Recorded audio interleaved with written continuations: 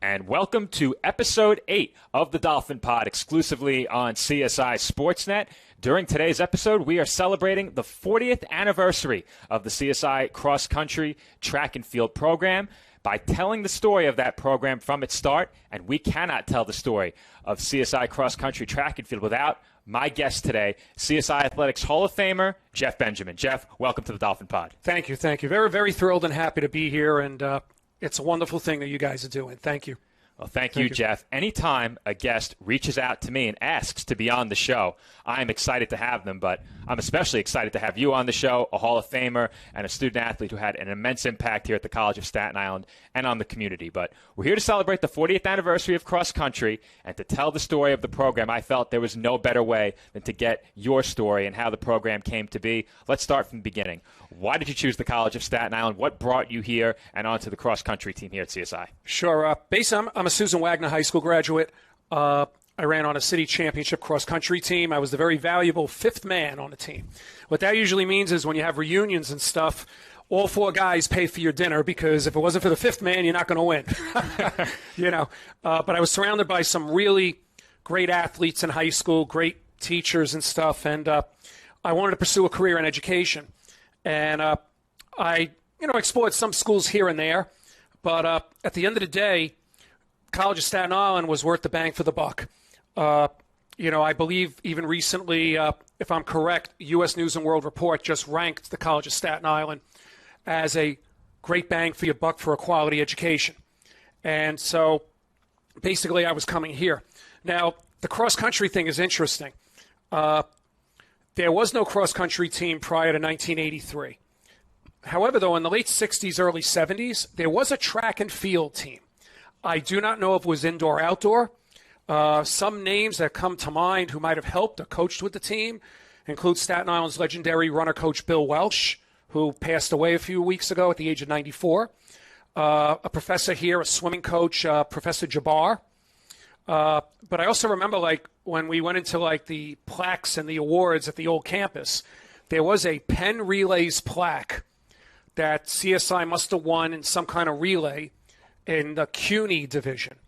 Okay? So the team at that era must have had some pretty good athletes on it. But, sadly, as time has gone on, I've really never been able to get much information. Quite a few people have passed on as well. But from what we know, that there was no cross-country team ever. So Joe Barisi was the athletic director at the time, and my dad reached out to Joe and inquired whether there could be a cross-country team being formed. And Joe made the effort, and there was a group of, myself included, about 10 people, boys, and about 6 girls on campus already. Some were students already, some were coming in, who expressed an interest. And 40 years ago this month, the program was born.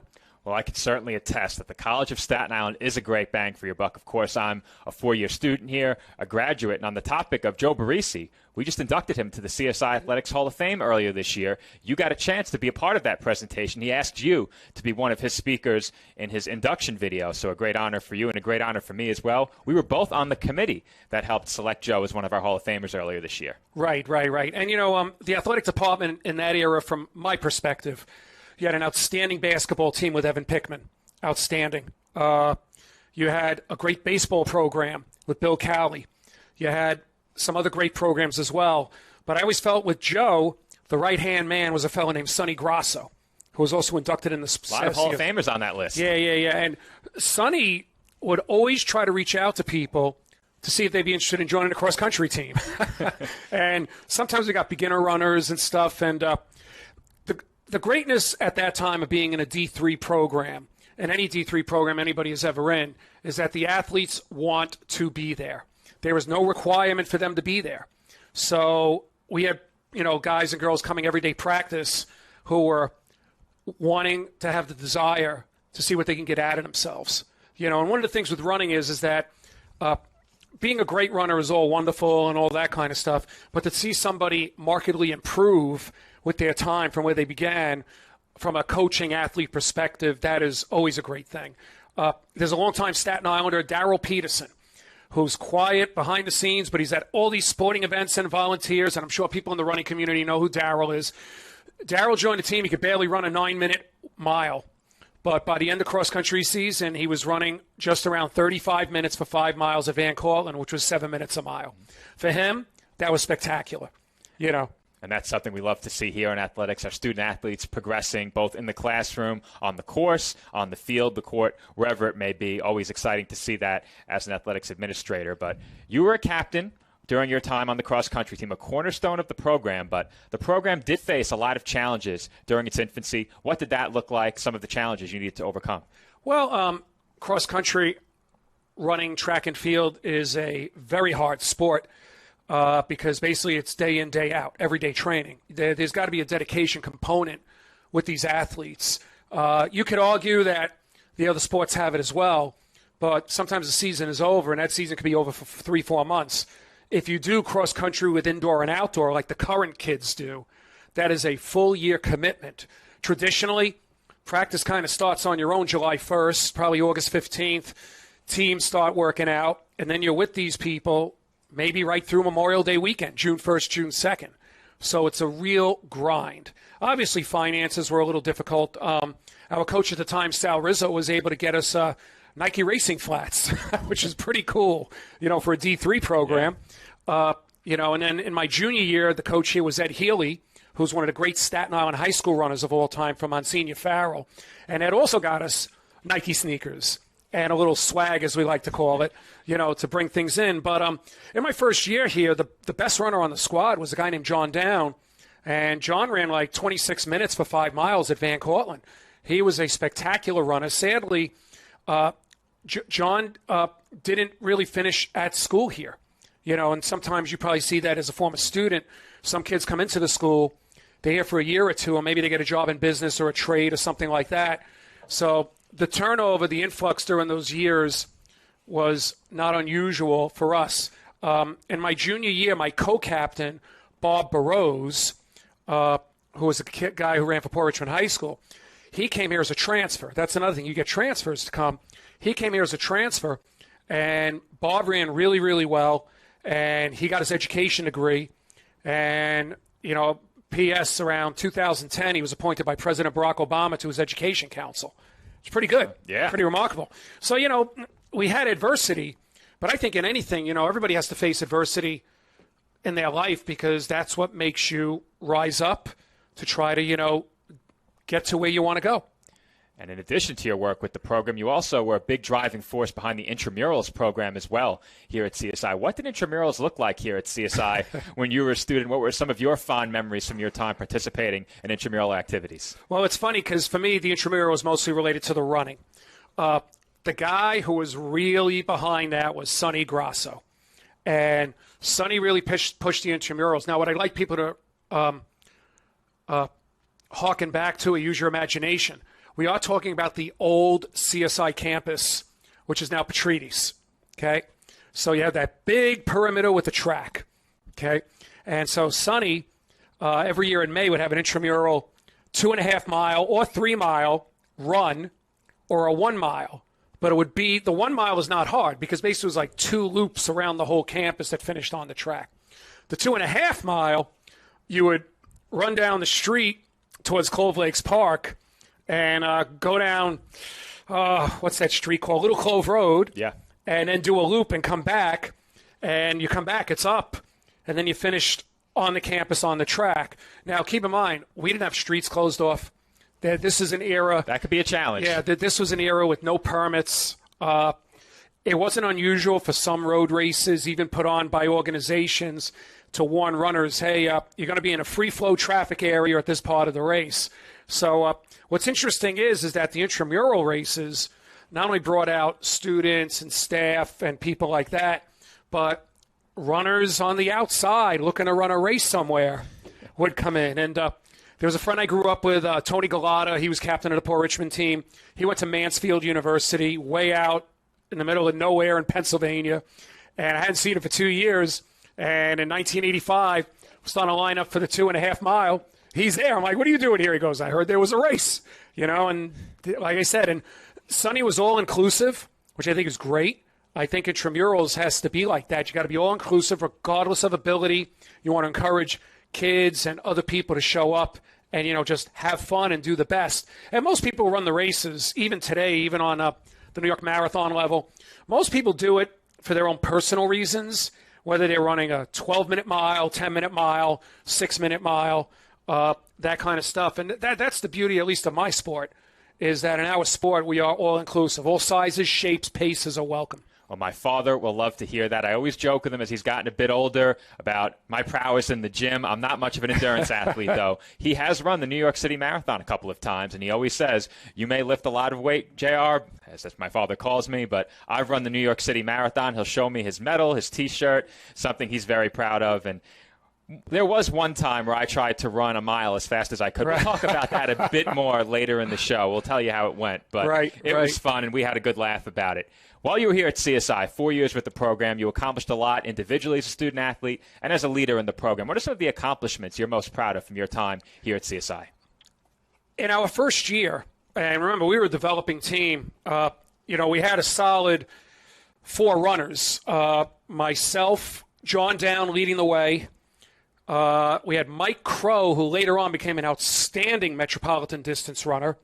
We had a guy, Mark Conti, Darrell Peterson, Steve Foley. And later on, junior year was Barbara Rose. And on the female side, the 2 females I remember very well, Dominique Fiazon, who was a DJ for SIA Radio at the time. And she was a runner who just got into it, and she enjoyed it. And we had Mary Salasic, an outstanding runner from Moore. And what's interesting is that in our first year especially, despite the fact it was the beginning of the year, we finished 3rd in the CUNY championships. Hunter College was the dominating program. We finished in 3rd, only 2 points behind City College. Okay. Now the rules of the game was that the top 2 CUNY teams go to the NCAA Division III National Championships, which were held in Cortland State that year. Okay, but our coach at the time lobbied, saying, I know we finished 3rd, but we only finished 2 places behind City College, and we were granted entry. So we were able to compete in Division III National Championships that year, and that was really great time. And, I don't want to scare anybody, but cross-country is kind of like football. All kinds of weather, the race is on. And even the road races, for the most part, rarely do you see races get canceled. It does happen once in a while in today's era, but in the last century, nothing was ever canceled. And the morning of our Division III championships, it was about 10 degrees out, half a foot of snow on the ground, and you're at the line, and the official says, all right, gentlemen and ladies, sweats off. And everyone's wearing shorts. Some of us have long sleeve shirts with gloves and a hat, but you have the shorts on. And the one thing I learned from coaches at the college here and other coaches, can't control the weather. So, just run. If you worry about the weather, that's one more thing that's going to put a nail in your coffin in competition. So let everyone else worry about the weather, because you can't control it anyway. So, and I don't know, for myself, I've always found that I run well in cold weather, go figure. So, we had a pretty good day that day as a team. Well, you can get the full story of the cross-country program, including a lot of what you just told us, Jeff, over at CSIDolphins.com. Back, I believe, in 2020, we debuted a series called Remember the Legacy. I went back and reviewed the cross-country piece last night, and a lot of the details that you just shared with us are included in that piece. However, we would not have known about the cold weather and some of those other things were it not for your input. A great history lesson for me. Perhaps we'll go back and retroactively add that to the piece, but you can go over to the history section under the cross-country tab over at CSIDolphins.com and check out Remember the Legacy, written about 3 years ago. It's a complete history of our time in Division III. But continuing with your story, beyond the College of Staten Island now, you spent 10 years as a high school track and field coach. You've also spent many years teaching, as you mentioned. You had your education degree. What have been some of the most rewarding mentorship experiences that you've had, and who were some of the mentors that really shaped you during your time here at the College of Staten Island? Oh, I have to say Joe Barisi, Sonny Grasso on the top, without a doubt. Professor Jabbar was a great presence, always encouraging. I have to tell you, I really enjoy my time here. The one thing, I know sometimes CUNY schools get a hard knack for the quality of education, but I had an English professor, Eli Stock, who was a wonderful gentleman. Professor Stock taught at Princeton University. Okay, Dr. Fred Binder, who was in this school forever, was the American history guy. If I remember correctly, he was an Ivy Leaguer. It was not unusual to see some Ivy League professors maybe after 20, 25 years in their position, retire and then come to work in CUNY, maybe because the pension is pretty good, on top of the pension they got from the private school. It's pretty solid. Yeah, so, the 100-level classes, obviously, in my era at least, were always, beginner classes. But once you got to the 200, 300 level, these were serious things. And I find, unfortunately, that sometimes kids come here thinking that the school might be easy. And then they realize, oh, my God, I have to get this in next week. And the answer is yes. And some of these kids get really shocked by that. And the one thing when I taught at Newdorf High School, I would tell kids who were going to CUNY, do not underestimate the program. I would even say to them, if you're already registered for classes, say in June, reach out to that department, reach out to that professor, ask what books are available. Maybe they'll give you a head start on the books. And yeah, the summertime might be a time to hang out, but maybe you want to get your hands on those books and start, getting ready. I was not superior academically. I had great grades in history, English, but I did bust my butt. I attribute that a lot to running and training, the dedication of doing that. And so when I got into subjects that were challenging to me, I dove head in and tried my best. So, however, though, I will let you know that, and this is on the record, in my junior year, a little ambitious, I decided, and I got permission to do 20 credits, hoping I graduate in 3.5 years. Yeah, but I took chemistry. And yeah, I had to drop the class. It happens. It's happened to the best of us. The dreaded W. Got a full refund.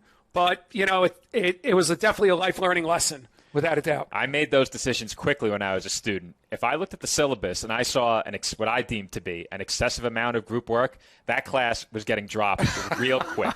But you mentioned some Ivy League professors here at CSI. My first ever class was taught, I believe, by someone who went to one of the Ivy League schools. I think it was Harvard. I remember later in the semester, he had us do a homework assignment on an article from a journal that was published at Harvard, and I would assume that they're publishing their students because at the time he wasn't very old. He could have been a student within the last 10 years, and he was one of the authors. He didn't tell us that when he gave us the assignment, but I did see his name was on that article. So I believe he may have been a Harvard student. Yeah, could be. You also have Professor Nassau here, who's now gone on to become a prize-winning author of books on American history. I believe he did a biography either on Rockefeller or Carnegie that won like a Pulitzer Prize a few years ago. So, I always say, you get out of it what you put into it, whether that's sports, academics, or whatever. The dedication component is huge. So I'll tell you what I got out of my final paper in that class. So I submitted the assignment, and we had to go meet the professor during his office hours to get our grade. So I go over to the office, and I get my paper back with no corrections on it. Apparently, he had a policy of not giving a 90 or above, gave me an 89.5 on my final paper and an A- in the class, my first ever college course. And I had to ask myself, will every course be like this? Do they not give 90s and above? I wasn't familiar with the campus and the professors yet, but I got the rest of my grades, and I did see that it is possible to get a 90 or above here at the College of Staten Island. I certainly benefited a great deal from my time here as a student. A couple of other things I always think about, especially with the last century, no internet. So when you had Professor David Trabelay, great history professor, or Professor Howard Weiner, another great professor, they gave you topics, say, on the Mexican War. Well, you go to CSI Library back then, but, very scarce. You had to take the ferry boat into Manhattan to go to the New York Public Library. Today, I really feel the students, you have great opportunities. You can go on the archives of the United States government instead of going down to D.C., looking at the National Archives, and you can just type in something. It all comes up. But in our era, we have to do a little bit of legwork, which was kind of, funny and you look back now, it was funny, but definitely challenging at the time. Well, not CSI students, never, but something very prominent today. That AI, GPT, writing papers, not a great thing. I consider myself a solid writer. I never had a problem with the writing assignments. Right. It was the mathematics and those very black and white correct answer, incorrect answer topics and subjects that gave me the bigger problems when I was here. But me too. I ultimately did well. But good. We mentioned it before. You've had an opportunity to give back to the community as a teacher, as a coach. What have been some of the most fulfilling ways that you found to give back since you've left the College of Staten Island? Well, I honestly feel we all have mentors in our life. It is up to those individuals as they get older, including myself. Do you want to honor these mentors? Do you want to continue whatever they were doing? And I've been very lucky. I was president of the Staten Island Athletic Club in the 1990s. We raised money for programs. We had an outstanding relationship with the creator of the New York City Marathon, Fred Lebow, the New York Roadrunners Club. And he included us in a lot of things. These days, I'm part of a group called the Staten Island Running Association. I'm the board chair. Michael Schnall is the president of the organization. Our job is to give back. Whatever money we try to raise, we do try to give back. During the COVID period, a legacy of Staten Island's famous runner, Art Hall, the late Art Hall, who was my first coach, we gave 15 laptops to kids in needs through donations and stuff. We have donated to different organizations throughout the borough, the Borough Ambulance Organization. This past year, we organize every year the annual Memorial Day Run. Staten Island Advance put on the annual Memorial Day Run for many, many years. A couple of years ago, they decided, that they were going to move in a different direction. So we took the event, and this past year, the money raised from it is going to go to a veterans post, with Memorial Day being the theme. There is a veterans post for Joseph Merrill, who was killed in World War II. Staten Islander, Merrill Ice Skating Rink in Clove Lakes is named for him. But there's also another famous Staten Islander, Father Vincent Capodanno, chaplain who was killed in the Vietnam War. And Capodanno Boulevard is where that comes from. Both men were given the Medal of Honor. And we found out in February of last year that some Capodanno people are now going to merge with the Merrill Post, creating the Merrill Capodanno Veterans Post. So for our race this past year, we said proceeds from the race will go to that. We are very proud to let everyone know we'll be presenting them with a check for $4,000 from our race. And, I said that's kind of the stuff we do. And they're going to take the money and probably do things like scholarships, any young individual looking for a military career, that kind of stuff. So, we always try to give back. And, there's other groups on Staten Island that give back as well who are very generous with their time. I always bring up Richard Nicotra and his wife Lois, at the Hilton. I just saw recently on SI Live, they gave close to $1 million from the Nicotra Foundation to groups in need. And very, very remarkable. Former Assemblyman Michael Cusick is also a very big, person with giving. And I'm very well aware that Michael has had a lot to do with the track being built outside, emphasizing that there's got to be a steeple pit for the steeplechase, right. With the ramp and the water pit and things like that. And he lobbied hard for that. And, boy, when that thing is finished, that's really going to be remarkable. It's been really exciting to see all of that come to fruition. We'll get to talk a bit more about that as well later in the podcast. Wednesday night, November 1st, we have the Staten Island Running Association Marathon Legends Gala. We do this dinner every year at the Staten. Through sponsorships, donations, generosity, fundraising, we have been very lucky to bring in some legendary world-class running track and field athletes. Since 2018, Bill Rogers, the four-time winner of the New York City and Boston Marathon, comes. Rod Dixon, we're honoring him this year, the 40th anniversary of his 1983 New York City Marathon win. If you watch that video, it's very inspiring. The legendary long jumper, Bob Beeman, from 1968, the Beeman-esque jump of 29 feet, 2.5 inches. And the word 29 feet? 29 feet, 2.5 inches. The world record was 27. It's not that he broke it, he shattered it. And the word Beeman-esque is now in the dictionary. Really? Yes. We'll have to flash that on the screen. Yeah. And Bob comes every year. This year we have Dave Waddle coming, the 800-meter half-mile gold medalist from 1972, one of the most dramatic races in Olympic history. Dave was way back for three-quarters of the race, and then he came on and barely won the gold medal in one of the photo finishes of the Olympic Games. Not how you start, it's how you finish. Yep, and for the older crowd, they probably remember Dave Waddle. He was the guy who wore the golf cap whenever he raced. Okay, we're also working on some other people who are coming. But one of the things you mentioned about giving back, we have a series of awards we give out. We have the Vic Navarra Memorial Service Award. Vic Navarra was a friend of College of Staten Island. He was a fireman, and he was also the start coordinator for the New York City Marathon. His wife, Joanne, continues that work as well. This year, Bill Kelly was told in February that he was going to receive the award. Bill Kelly's been a long-time runner and coach, 97 years old, but Mr. Kelly passed away in August. We are still presenting the family with that award this November. We have the Abel Kiviat Awards.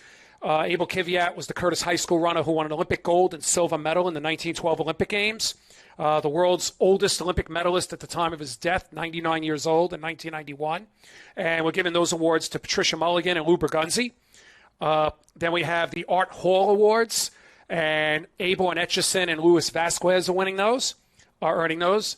The inaugural, Arnold Obie was a longtime Staten Islander, great athlete at Wagner College, but ran many, many marathons, was known as a guy who did the right thing, educator and all that. And Dr. Ted Strange is the recipient of the Arnold Obie Award this year. So, and like I said, this dinner is November 1st. 120 high school kids and under attend this dinner for free because sponsors pay for their seats. Okay? We have a gold package of $750 where 10 kids come for free. We have $375 for silver. 5 kids come for free, and $150 for bronze. 3 kids come for free. And kids from the College of Staten Island cross-country team work the table for us for admission that night. So they get to work, and in return, they come into the dinner, and they have an opportunity to meet these legendary people. So that's great to hear that our student athletes are able to get involved with that as well. Once again, the event information will be across the bottom of your screen if you want to find out how you can get involved or attend the event on November 1st. But Jeff, all of your work within the community and all of your accomplishments here at the College of Staten Island culminated with your induction into the CSI Athletics Hall of Fame in 2012. The first class, how did that come to fruition, and how did it feel to be a part of the first ever CSI Athletics Hall of Fame class? It was awe-inspiring because you see the names of the people in the school throughout all the years. As I mentioned before, Evan Pickman, probably one of the greatest basketball coaches ever in Borough history. And, to be inducted alongside Evan and some of these other people was very, very remarkable. Some people nominated me for it, which I'm very grateful for. One was Joe Barisi, Lou Bergunzi, the former sports editor of the Staten Island Advance, and a few other people, nominated me, but I was very, very humbled by it. And it was a wonderful thing for myself and my family that night. At the same time you were being inducted into the Hall of Fame, the cross-country program was experiencing some of their highest levels of success in recent memory at the time. How closely were you following that, and how much did it harken back to your time with the program? Some things never change. It was a three-peat for Hunter. Previously, they had been the only program to achieve that, but the CSI men did achieve that in the mid-2010s, a very exciting time. How closely were you monitoring that? Yeah, I'm not going to lie. I was watching it very closely. I thought so. I thought so. It is so great to see those accomplishments in the school by the younger generation. If I'm correct, the coach at the time was Robert Russo-Vikos. Then Drew Gangemi came in, and they had raised the program to even a higher level than when my team competed, and which is great. And for those kids to win a CUNY championship, and of all schools to beat Hunter College, which was top-of-the-line program, was very, very remarkable. Also, Christine Begano, I believe, was here as well as the girls' coach. And the girls' program also definitely reached a higher level than my time. The big thing, as you know, is the switch now to Division II. Now you're even going to be getting, hopefully, better athletes in the program, with the promise of half scholarships, participate on the team. But, I think of any alum, I think any alum who follows who's a sports alum, who follows the sports of their program, you can't help but feel like, great pride and happiness for them, because we were in those trenches as well, so to speak. Well, since then, a lot has changed. You mentioned one thing already, the move to Division II. Where were you when you heard the news? I was in a doctor's office, and I saw it online. In detail. I saw it online. I had to do a double take, only because CUNY schools, the attitude was for many years, CUNY schools were Division III. You didn't get the early scoop anywhere? No. Okay. Just found out, and it's wonderful. It's another magnet for getting kids to come here, And kids who do buy into the sports programs here or the academic, they realize after a year or two that this place is worth it. Sometimes the line you hear from high school kids when I taught was, well, I'll go to CSI, but then I'll stay there for a couple of years and I'll transfer. You find, though, as time goes on, those kids who do stay here for the 2 years, a lot of them stay. Some transfer, but eventually you find your niche. And, let's be honest, you got to look at your economics. And once again, city worker, especially, you're probably looking at a CUNY school. I think one of the great issues facing the young people today, which is already brought up even at the level of national politics, is the college debt. And I think if kids look around and really do their legwork and are willing to look at situations where maybe they're the rare kid who's 18 years old, they already know what they're going to do. And, if it's a certain job with a certain salary and the tuition to a school is commensurate or less than the salary, that's something that you may want to look at seriously. And, like I said, the College of Staten Island, bang for the buck, man. You definitely get it. No question about it. I came here, spent the 4 years here as a student. I haven't left since. I've been employed here since my graduation date in late 2015. I started here in athletics early 2016. We'll talk more about that story just a bit later. But something else that happened shortly after the move to Division II, the track and field program, both indoor and outdoor, were elevated from club sport to varsity sport. How satisfying was that to see? That's awesome. That is awesome. In my time in the 80s, cross-country program was legit. When we did indoor track, it was a club status. Unfortunately, sometimes we'd lose kids from that.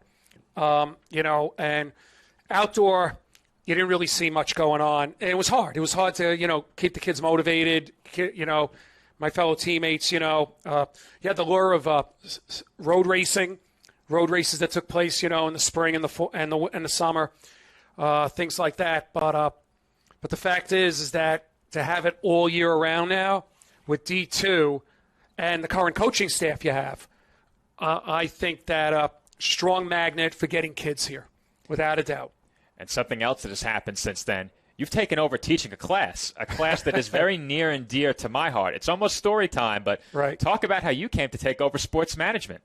Right. Well, I retired from the Board of Ed, from the Department of Education 3 years ago. Always looking for something to do. I was always interested in some kind of adjunct work. I feel, I'm not somebody who sits on the beach and just looks at the water. And as somebody says, there's only so much running you could do. So the opportunity came across to me last year in March, thanks to Dave Pizzuto. And Dave was the former teacher of the class. And the class is Sports Business Management. It's a 300-level class. I have 45 kids. It's on Tuesday nights. It's a virtual class, I guess because of what's going on and things like that. But it's basically kids, from what I could tell so far, feel for the kids that are the students in the class. These students, for the most part, have majored in business management or have looked into a sports component. And, we live we're a ferry boat ride away from New York City. And in New York City, Major League Baseball headquarters is there. National Football League headquarters is there. NHL, NBA, all the major sports, all the major networks, CBS, NBC, ABC, have their corporate headquarters there. So you're a kid on Staten Island, you're looking to pursue that kind of future working for these companies. They're right there, okay? And there's a lot of great stories I know through my life of people who intern at these places. And, yeah, the bad news is interning, you rarely get paid, okay? I've heard. You probably know. I have friends. Yeah. And the good news is you have gotten your foot in the door. They know you. You are a known commodity. So when jobs do open, when you reach graduation time, a post, you might have more of an inside track of getting a position in these areas. You ask a high school freshman what they want to do when they grow up. Sometimes the kid will say, I want to play in the NBA. And you hear that, and you probably know more, 700 players play in the NBA? I think it's less. All right, so 600? 30 teams, 12-man roster. Probably okay, between 350 and 400. Yeah, like I said, math was not my thing either. Yeah, between 350 and 400. Right. So there's 400 job openings, but 90% of them are already guaranteed contracts. What are the odds of you getting in? And so, like in the Staten Island Sports Hall of Fame, you have Staten Islanders who played in the NFL, Major League Baseball, Olympics, things like that. I believe we've had nobody in the NBA. I could be wrong, but I believe that there's no one. But if you love the sport that much, with a class like Sports Business Management or a major like that one day, you are given the opportunity to be around the sport that you love in another capacity. So, the one thing I mentioned is, all these organizations need accountants. All these organizations need people at desk jobs. You're working for a business, and that's the thing.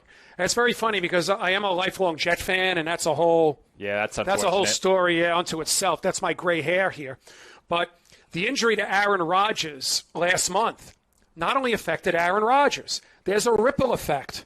And the ripple effect means that if the team is not successful, you're working for the company at a desk job, you could lose your job just because money isn't being generated by the business. And people selling the jerseys and people That's doing me. that. That's me. Yeah, people selling the Aaron Rodgers jerseys or anything, me. And people who bought those tickets for crazy prices hoping to see Rodgers. That was me too. Yeah, now you're stuck. But you could see Taylor Swift this weekend. So I guess if you got the tickets, I guess for some people that's worth it. It's funny you mention that because the prices for this weekend were down around $50, $60. Right. They announced Taylor Swift would be at the game. They immediately doubled. Yeah, and once again, from a marketing ploy, that's very smart. So, there's different facets of the business. And one of the things I'm hoping to do with my class is one of my jobs for 35 years, I'm a writer for running track and field stuff. I've attended 2 Olympic Games, been to the World Championships. I've been very lucky that I've gotten to know and interview some of the world track and field greatest people all through the years. And with that, you see another facet of business with sport. When I was in Oregon last weekend for the Steve Prefontaine Classic, which was on NBC, we went out to dinner with a fellow named Nelson Farris. Nelson Farris is one of the originators of Nike with Phil Knight. He came out to dinner with us, Wow. And he, as a young man, he was a track nut because Nike started off as a track company. Phil Knight was a 4:10 miler. His coach was making shoes, Bill 4:10. Bowerman. Yep. But 4:10 at the University of Oregon was dime a dozen. Yeah. You weren't even near the Olympics. That's still great. So, Nelson and Phil Knight and these other guys, they would take their car, Volkswagen or whatever, put all the shoe boxes in there, drive to a track meet and sell it like that. That's how Nike started, okay? They probably had no idea it was going to become the behemoth that has become, and like I said, in the sports business management class, you learn that a lot of these people have a lot in common, almost like with athletes, a drive, a desire, a dedication, try to push. So in my class, that's what we're hopefully going to try to do. I'm in right now trying to see if I can get some guest speakers, including Mr. Farris, a guy named Gene McCarthy who ran ASICS for a few years. Gene grew up in the projects of Fordham in the Bronx, and then became CEO of ASICS. You're not just born that way and you just jump into that. This was a progression of his life stuff that got him to there. And the sports business management class, we try to encourage that, hard work, dedication. You never know what happens. Well, my journey to working in athletics began in sports management. As you said, a lot of your class, business management majors, that was me. I needed a 500-level course to satisfy my major requirement. Wow. So back when sports management started, it was 504, Management 504. So I'm sitting in Management 410, and a speaker comes in. I believe it was someone who worked in athletics in the intramurals department, came in and said they're offering a new sports management class for anyone interested. I said, sports management, that beats international marketing. I have to take this instead. Hey, you love sports. Exactly. So I took the class. The professor was former sports information director David Pizzuto. I got my course evaluation, and on the evaluation it said there's a job for you in athletics. If you're interested, can't say no to that. 3 months later, I was calling games on Sportsnet. I've been here ever since. Never left the College of Staten Island after that. No, that's great. And you're content. So, you found your thing. You found your niche. So, which is really, really great. And, I showed a film last week in my sports class. The general manager of the Golden State Warriors said, yeah, when I was in high school, I dreamed of being in the NBA, but then I, tapped out at 5'9", which he is. I realized that I wasn't going to be in the NBA, but I still wanted to be around the sport, And if any of you ever want to study the bios of people in, the high levels of track and field, NFL, NBA, Major League Baseball, some of you would be very surprised how they started out, where they were when they were 20 to 22 years old. Rex Ryan, the former coach of the New York Jets, once again the Jets, Ryan and his brother were ball boys for some Division II college program when they were 21, 22, where they really weren't getting paid, but they wanted to be around the sport, and that's tremendous dedication. Most people 21, 22 years old, you're out of college, people saying, hey, what are you doing for a living? And they had dreams and they pursued them. And Rex Ryan today is, a commentator on television and does very, very well as, making some good money.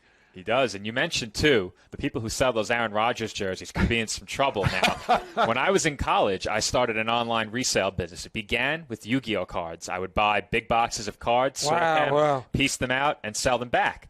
That eventually developed into me selling licensed sports apparel.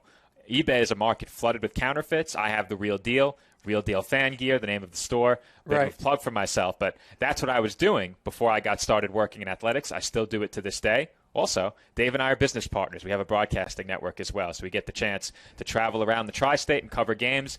Speaking of being where you love to be, whatever it takes to cover sports, him and I are there. It's a great time. Right. And as an alum from the school here, Anthony Pierno. And Anthony was on the local radio station for the college, and did these things like you said. And today he does the sports stuff on WCBS News Radio 880. Like it's a foot in the door. Yeah, and absolutely. Sports broadcasting. Remember, as I mentioned before, we are in New York City. Everything is here. Media center of the world. So, you try to break in that way and you try to follow certain things and, you hope for the big break. So that's, there's no excuse for a student here to not take advantage of what's being offered. Absolutely. And that sports management class, one great reason to come to the College of Staten Island. Another great reason, we have a brand new track and field complex. As you mentioned before, you were one of the guest speakers at that event. How important is that facility and that complex to the community? Well, from a guy with my teammates in the 80s where we ran on that hard surface, black track that also was ripped up, and everything, to get a state-of-the-art track and field facility is awesome. And once again, it sends a message that the college is serious about their D2 program, okay? And, as I mentioned before, former Assemblyman Michael Cusick, massively helpful with that. And, even though Michael didn't come to the College of Staten Island, he's always had an affinity for the school, for the community, and he knows that this thing has nothing but positives all over it. And once again, I have to tell you, getting that steeple pit, there's a lot of tracks that get built at schools where they don't put the steeple pit in, cost, that kind of stuff. So to have a steeple pit is wonderful. If I'm correct, I believe Monsignor Farrell and St. Joseph by the Sea are the only programs that have steeple pits in the high schools in the borough. I'm tempted to say Susan Wagner, but I'm not sure. But when you consider all the high schools on Staten Island with the tracks, no steeplechase pit. And kudos to Michael Cusick for getting it done. Can't wait to see it all come to fruition and come together. I know they're still working on, I believe, a throwing area outside as well. That's located elsewhere, if I'm not mistaken, near the front of campus. So we have that as well. Right. Plenty of reasons for prospective athletes to check out the College of Staten Island. Now, speaking of Division II and athletes coming here, recruiting's a huge part of going Division II. What's your message to potential recruits? It's worth it. Like I said, if you have a feel in your 11th grade, 12th grade year of what you wish to do with your life, what you wish to major in, look around at certain schools. You might find the one thing I've always liked about CSI, even going back to my time, was the versatility of majors. You could have kids coming here majoring in history like I did. You could have kid coming in majoring in computer science. Those are like two opposites, And nowadays, the versatility of the majors that are offered here. And like I said, CSI is what you make out of it. If you come here and really buy into the school, you can have a great experience. And, my 4 years here, and I went on for my master's and my 30 above, all, by the way, at the old campus. But the last class I took for my 30 above, I needed 1 credit. And the phys ed department offered running. And it was taught by Joe Barisi, Sonny Grasso, but it was actually taught here at the new campus. So the class actually started at the old campus, and then 2 months in, they said, we're going to start at the Sunnyside campus. So they kind of moved over, which is kind of fun. But there's something for everyone here. You could be that student who just comes here, takes the classes, and leaves. Or you could be that student who comes here and, checks out things, walks around, looks at stuff, and says, wow, this is a pretty great facility, And like I said, walking into this athletic department area with all the stuff on the walls and all the encouragement on the steps and things like that. All you see are positives hitting at you, if you like sports to any degree. Even if you just go to the gym to work out, you still see that stuff. And quite a few students may not be aware of this, but yeah, you can work out in the gym here, correct?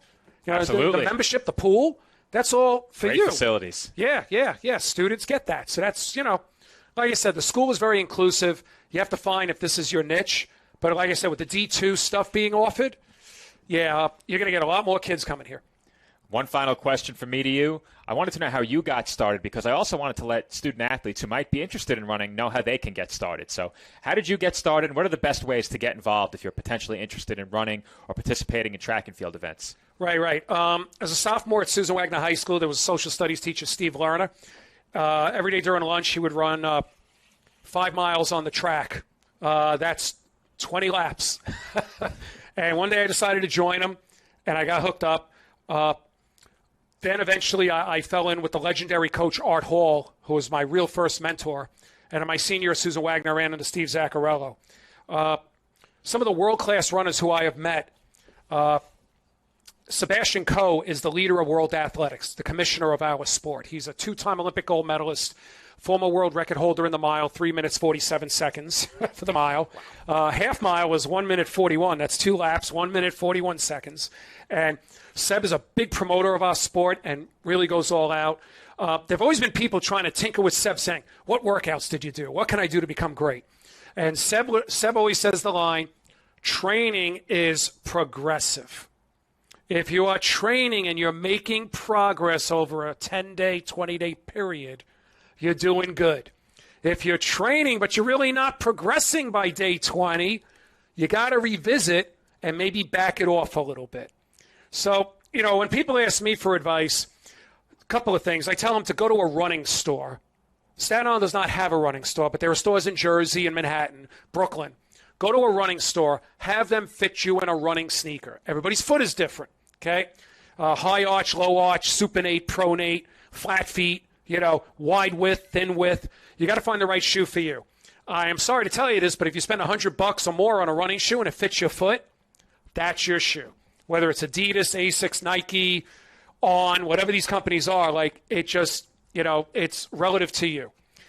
I always feel, and this comes back to the legendary coach of Staten Island, Mr. Welsh, I say you jog, walk 10 minutes a day. Don't worry about how far you're going. Just worry about the time. Make it an everyday component no matter how you feel, okay? You got to walk the whole thing, you walk the whole thing. After a couple of weeks, do 20 minutes a day. And once again, build up gradually to this. Doing the weight room is a great thing. I was introduced to the weight room as a young runner. Some distance coaches years ago shied away from weight training. They were afraid you'd bulk up. But weight training strengthens your body and is a huge injury preventer in your sport. Not just running, but other sports as well, especially for the knees and the hips and things like that. Living in the weight room twice a week, 3 times a week, maybe with a 2-day break in between, is really, really good. But basically, you just got to be progressive. If you're looking to run a race, like a 5K or, a half marathon, and you're a beginner, you got to give yourself at least a year. It's a lot of patience. It's a lot of fortitude. But the most important thing for you mentally is to get in the everyday component of training, okay? When in doubt, back off a little bit, okay? Some famous runners say it is better to undertrain than to overtrain. Okay, but and I also think flat surface, soft surface is great. Finding a soft surface on Staten Island is a little challenging, but we have some woods and we have Great Kills Park, off of Buffalo and Highland, which is very flat. You want to try to avoid downhills, especially as a beginner runner. Going down is bad for the joints. So, walking down the steps is not good either. Going up is fantastic. It strengthens the hammies and strengthens the quads. Going down is when people sometimes get the knee issues and the hip issues. So maybe you want to take an elevator going down, but not going up. There's also the scientific principle that's kind of accepted that after you work out, you have a 40-minute window to hydrate yourself, to maybe get a little protein in you, whether a bar or some kind of meal, that 40-minute window. After that 40-minute window, the lactic acid conceivably can stay in you a little bit longer. And having lactic acid, no matter what kind of athlete you are, you know this. It's never pleasant. Delayed onset muscle soreness. My arch nemesis. Yeah, right. And we all have that. And I'm a victim of what's called the 48-hour onset delay. So am I. I can have a great workout on a Friday, feel good on a Saturday. Sunday, I wake up, I'm like, I'm exactly the same. Must be the build. Yeah. But everybody's different. Yep. You got to definitely take that in. But, I mentioned Sebastian Coe before. His father, Peter, coached him. Peter was an engineer, a cyclist who had no running background. And look what he did with him. World record, gold medalists, all this stuff. Seb probably ran about 50 to 60 miles a week in training with a weight room like 3 or 4 times a week. But then you look at a runner like Rod Dixon, very similar. Rod was running over 100 miles a week with the weight room once or twice a week. There is no given way to make it to success. And that's in business as well, There are variables involved, and everybody does it. But the one thing I have found whenever I meet these famous runners and these legends, they all have total belief in their coach. Okay? So for the CSI athletes on the cross-country team right now, you got Akil, you have Dan Galfin as assistant, you have other athletes who are helping out. These people know what they're doing. And if you can buy into what they are selling to you, without any doubt, that's the pinnacle. The greatest thing in the world that could happen to you as an athlete, whether it's on the starting line of a race or swim meet, basketball game, is that the work you did is there. And you have total faith in that work. Okay? That right there is an extra boost for you to achieve success. Well, I have one experience attempting to run. We'll call it an attempt. Okay. I was at the conclusion of a weight session. Right. I was done, and I was working out at my father's gym in his complex. He lived in a community with a private gym. So he walked in when I was finishing, and I said, "You want me to run a 5-minute mile for you right now?" So he goes, "Go ahead, try it." All right. So I was gassed from my workout, but I had done some sprints on the treadmill as my cardio in the past, not much, really little to no running training. Right. So I hopped on the treadmill, and I got about halfway, and I realized, and this is a treadmill mile, so it's not exactly accurate. We figured it was close enough. Right. So I got about halfway, and I'm like, boy, I'm going to have to speed this up. So I tried to speed it up. And I had to make sure that I was on for the mile. Even if I didn't do it in 5 minutes, I couldn't bow out before I finished the mile. Right. I almost passed out, but 5:42. 5:42 is pretty good on a treadmill. So A lot of studies show that you're running on a track or a road compared to a treadmill, you're actually going to go faster. Okay. But 5:42 is pretty good. You got strong cardio there. Yeah, this was back when I did cardio. Now, I was probably 20 pounds lighter, too. Right. I had to be maybe 170, 175 back then. I'm almost 200 now, so there's no way. We're not trying again. Right. Could have fooled me, though. But okay. It's the fit. It's the Nike fit, the track jacket. There you go. I came in the right apparel. Jeff, it's a pleasure having you on the show. Final word goes to you. Anything you want to leave our viewers with? As I mentioned, have total faith in what you're attempting to accomplish. Have total faith for the athletes in this school. Have faith in the coaches that are here. These are not some coaches that they hire on the fly. These are dedicated individuals who have dedicated their lives to the sport that they are coaching. Okay? Just have total belief. Have patience, especially with a new coach, new program. Have patience and just stay with it. Even if you don't achieve the great athletic success that you hope, the qualities you develop from you trying to achieve this stuff are going to help you in other walks of life. So keep pursuing your dreams, and don't let anything stop you. And keep this. Most people say this is most important out of an athlete's body. The stuff above the neck. I can attest to that, Jeff. Again, it's been great having you on. Thanks for coming and joining us here on the Dolphin Pod for our celebration of the 40th anniversary of the CSI Cross Country Track and Field program. Of course, new episodes of the Dolphin Pod will premiere all season long over on our CSI Sportsnet YouTube page. If you're tuning in during our premiere, you are watching ahead of our CSI soccer doubleheader on Saturday, September 30th. And coming up next, you will see the College of Staten Island take on Queens College. If you're watching on demand, thanks for tuning in. And be sure to check out our CSI Sportsnet YouTube channel for much more CSI athletics and for more from the Dolphin Pod all year long. This has been Joe Foreman. One final thank you to our guest, Jeff Benjamin. Thanks for watching.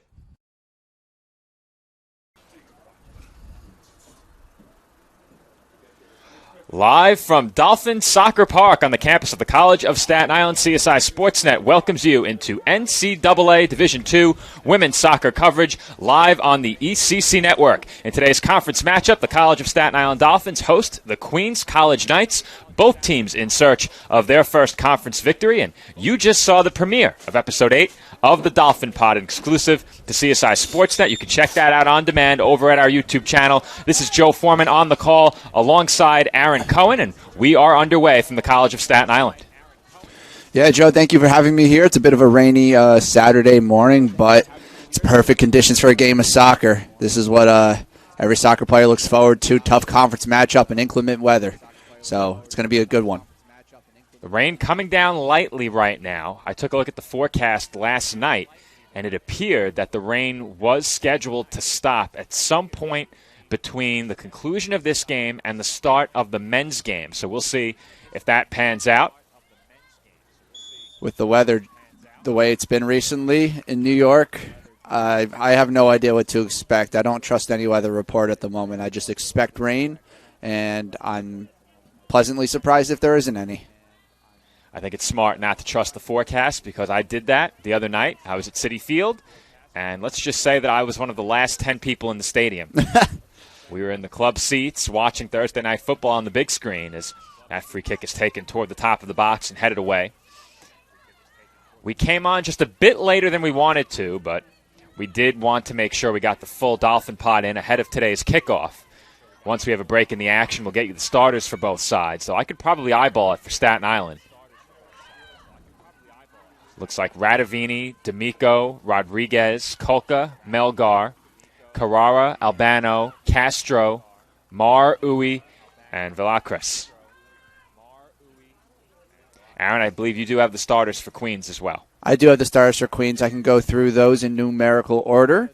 So we've got Sarah Anderson, we got Jenna Rosenberger, Brianna Obregon, Gabrielle Christian, Jackie Deal, Julia Ragone, Evelyn Phelps, Ava Anjuli, Cassidy Pong, Layla Morales, and in goal, Aaron Kelly. I can go into more detail about our Dolphin starters at a later date as a cross comes in.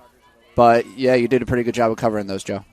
So what we'll do, Aaron, at halftime, you and I will stay on a bit longer, unless you get to it sooner, and we'll talk about your conversation with CSI women's soccer head coach Alex Mendolia. Aaron got a chance to head down to the sidelines pregame, and perhaps you should have put that on camera.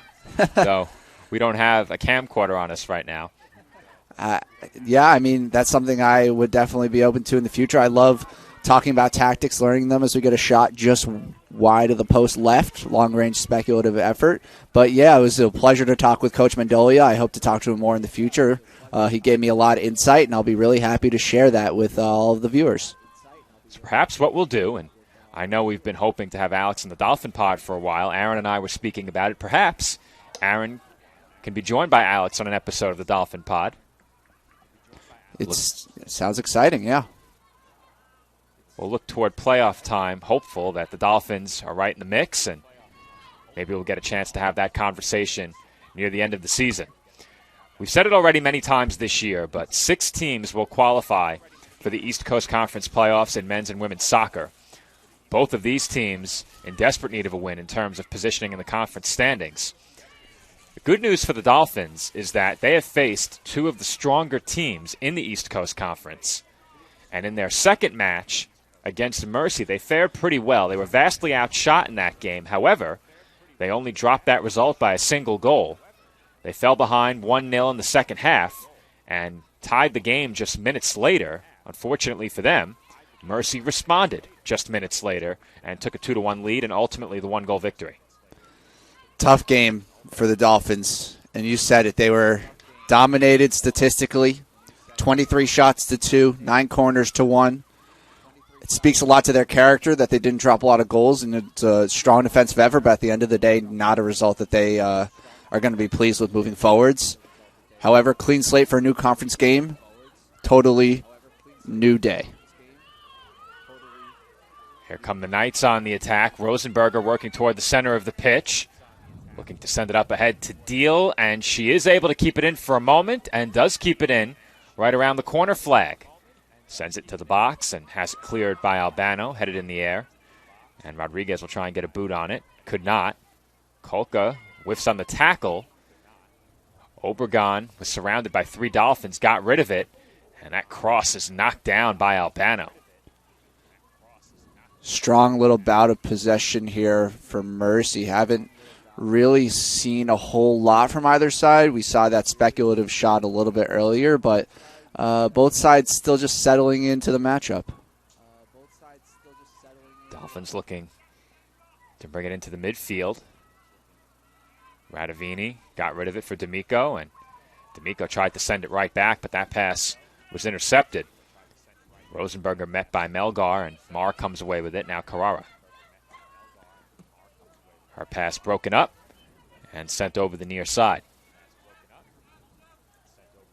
For us here at the College of Staten Island, hard to believe, only 5 home dates left on the soccer schedule between the men and the women.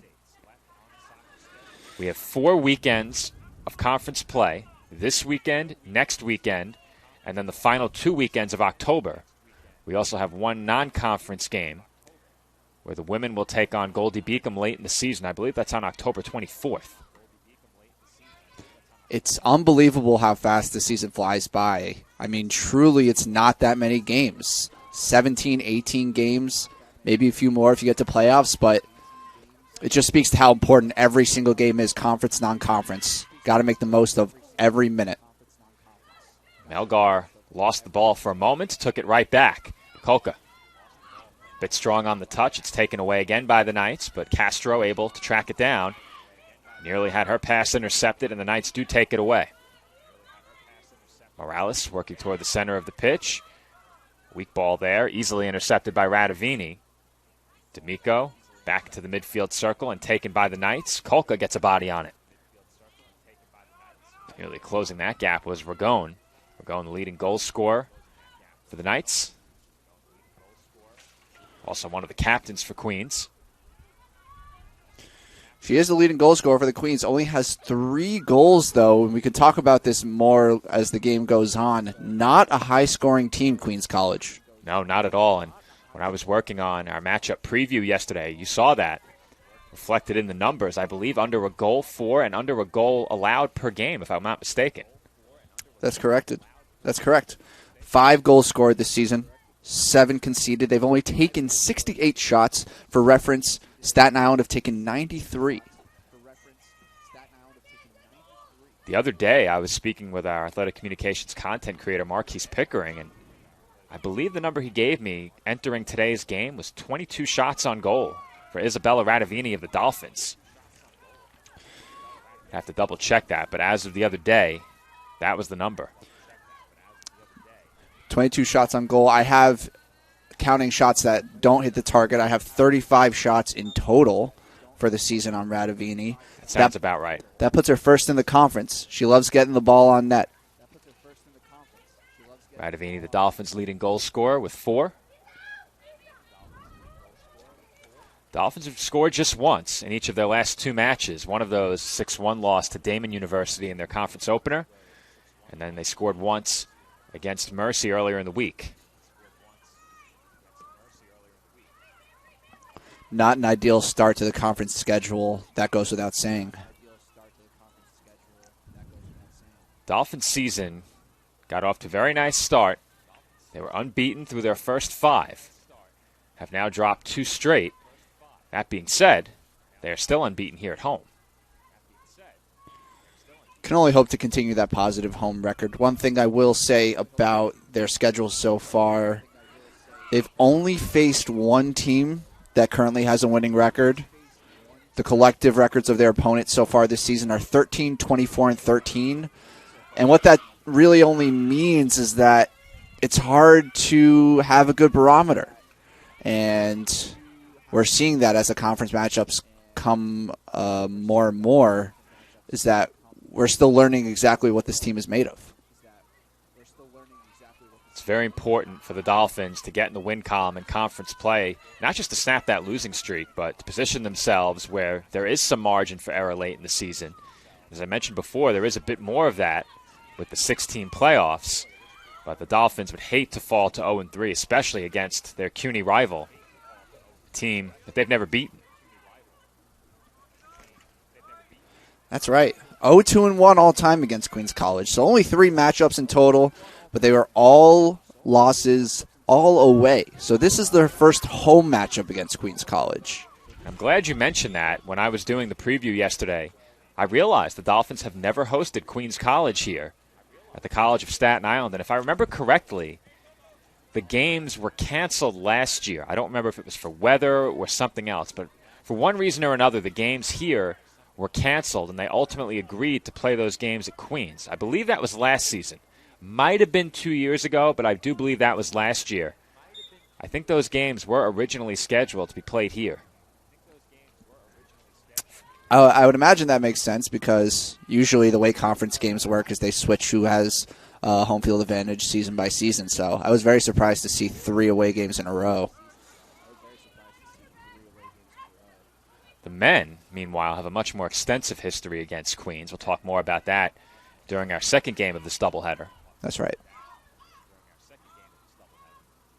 I believe it's 12 matchups between the men of Queens and the men of Staten Island entering today. This is lucky number 13.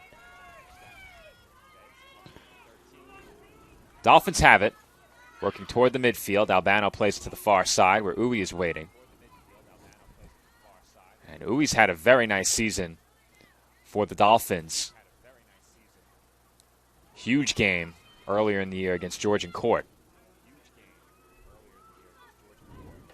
She's about as influential as a left back can be in the college game, Joe. Very important player, lots of energy, always looking for a forward pass, as we just saw.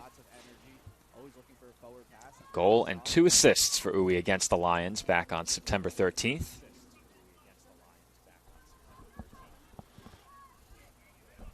That earned her East Coast Conference Weekly Honor Roll recognition. This past week, Brendan McGuire of men's soccer received that same recognition. Rosenberger gives it up. Phelps toward the center of the pitch, intercepted by D'Amico. Takeaway by Ragone. That's sent toward goal. And Villacrest makes her first save. Couple long shots so far from the Knights. Not exactly characteristic of the way they normally attack. But one thing about the Knights is that they're very tactically versatile. They really like to create individual game plans for each of their opponents.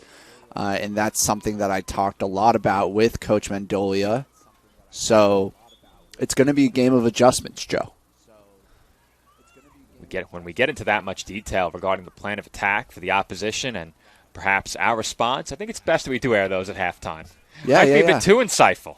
No. Just trying to give a little preview of what's to come. Oh, I love it.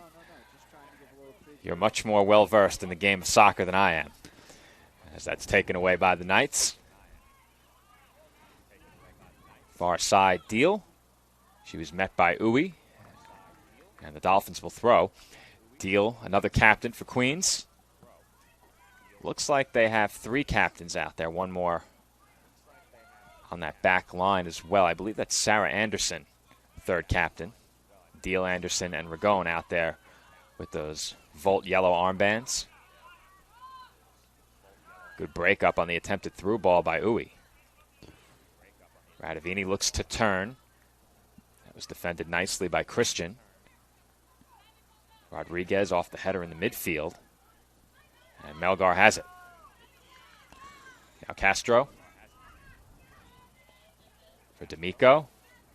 And that was taken away again by Queens. Touch was a little bit too heavy from D'Amico. Had her back to goal and plenty of space, but just touch let her down a little bit.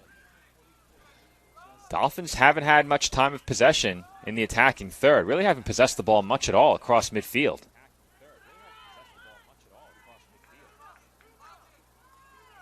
Albano up to Kolka, redirected for Uwe. Uwe up the far side. Wanted Radavini, but a bit too strong on the pass. Seems like a very patient display from the Dolphins so far. Still trying to feel out exactly what Queens College is giving them, understanding the looks and where the space is. So if I were a home fan here at CSI, I would expect more as the game goes on.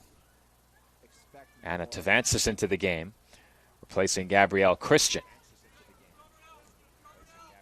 5 for 10. Trying to help the room out next door. They have today 3 people working in unison on stats. Spotter, scoreboard operator / spotter, and statistician. Will today be the day that I am not summoned next door during the second half? You'll have to stay tuned to find out. Would be a favorable turn of events. It would be, but that means you get to call the action. I know you enjoy that as well. So, Aaron perhaps secretly hoping I'm summoned, perhaps. You know what? He didn't deny it, Tyler. He didn't deny it. Broadcasting in college sports is often solo, so I'm always happy to have a partner in the booth, especially when it means I just get to talk about the ins and outs of soccer. So I'm never going to complain either way. I'm glad to hear it, though. That being said, Aaron will make his CSI Soccer play-by-play debut next weekend. The only way that wouldn't happen would be if they cancel my outside obligation. But if at any point on Saturday of next week I will have to leave, it's Aaron's show. I'll look after it very carefully, Joe. I appreciate that. And for those who don't know who Tyler is, Tyler Clark is our engineer seated to my right today. He does have a headset on, but unfortunately for him, no microphone. Though if he wants one next week, he can have it. Tyler looks intrigued. You could join me on the broadcast, Tyler. I'll guide you. Just don't get in my way.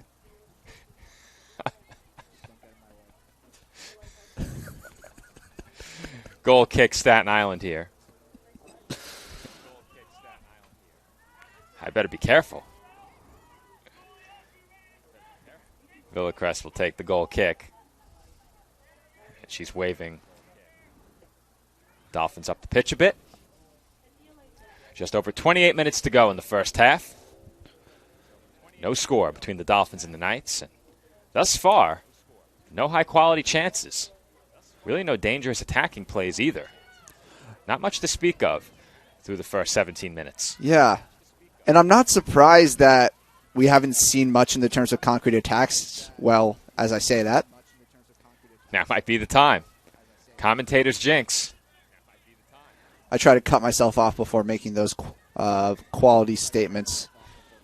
Let the action speak for itself. For me, I think I am commentator's jinx supreme. So at this point, it's not a surprise when something that I mention or highlight ends up resulting in play that is contradictory to what I just said. That's usually how it goes.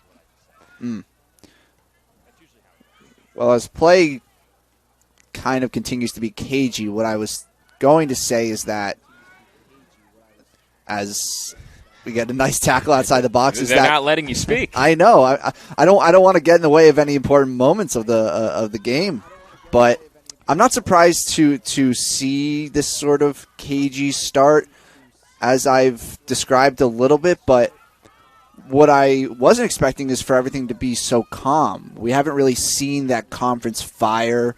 We haven't seen anything get testy yet, and a lot of times in matchups such as these, that happens from the very start. So the intensity is what I'm expecting to increase.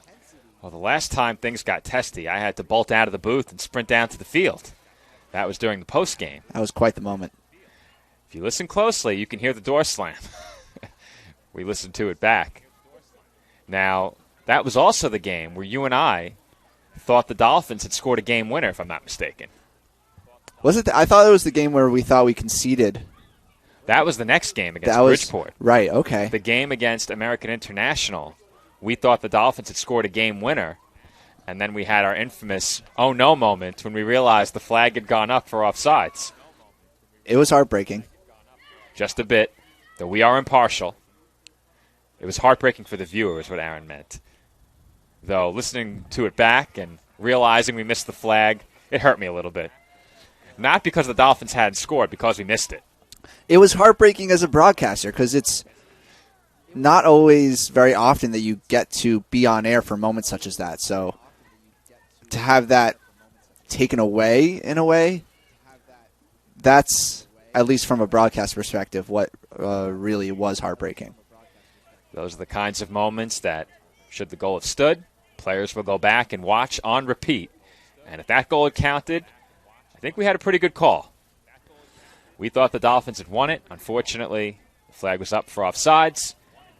The final result, a 1-1 draw for the men against American International. Free kick coming up here for the Knights now. Dolphins set up a wall of 3, and they do break up the free kick. Very disappointing delivery, just right into the wall. Dolphins with a chance here on the counter. Rodriguez could not get it away to Radavini. But Melgar makes contact with it, moving forward. Radavini along the near side, making a run toward the corner. Strong touch, and that's going to be a corner kick for the Dolphins as Radavini took down Phelps. Something to watch here on corners and other set pieces for Dolphins attack is Coach Mendolia mentioned that he, in his film, saw Queens struggle to mark at the back post sometimes. So look for this delivery to come towards the back post, and they're going to try and capitalize on some defensive miscommunications. Queens does have one player anchored to that post as that one wound up near post, and that's going to be another corner. You know, no matter what you watch on film or what you try to draw up, doesn't matter if you can't get the delivery that you were hoping for. That was a commentator's jinx, Aaron. That was certainly going far post if you didn't mention it. Guarantee. Whoops. Another corner kick for the Dolphins taken short. Rodriguez has her pass broken up. Look at the spin on that ball. I don't know how that ball didn't travel over the touchline. It did. Initially, it must have, but then it took a really weird roll where the ball had a ton of spin on it, but it wasn't traveling anywhere. They award the throw-in to Queens. Make that a free kick. So I'm not sure it did travel over the touchline. Interesting. Free kick, Queens in the corner. That's very strange because I noticed when the center ref initially made the call, he was gesturing for a throw-in over his head. Okay. So thought I saw that as well. Really weird. It's not often you see a team awarded a free kick from that spot in their own end. Well, there's no doubt Coach Mendolia is frustrated because it was an absolute waste of a corner. And that's the risk you take when you go short. You might not even get a delivery at all.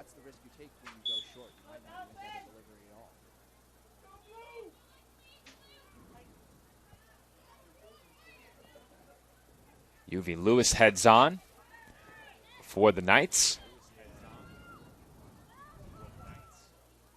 Substitution coming at that last stoppage as that once again rolls over the touchline. Throw in for Queens. Just a little bit disjointed so far from the Dolphins. The ideas are there, but the execution slightly off.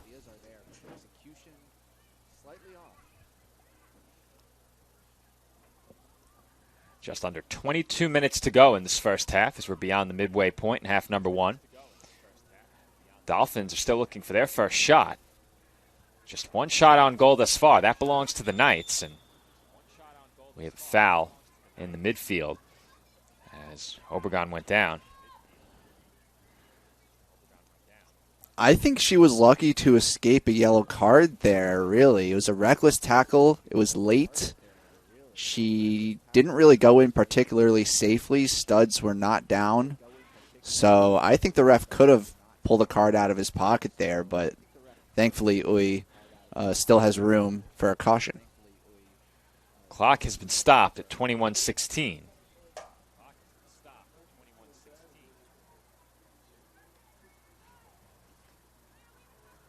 And we'll hang around for a minute or so and see if Obregon's able to get up and make her way off the field.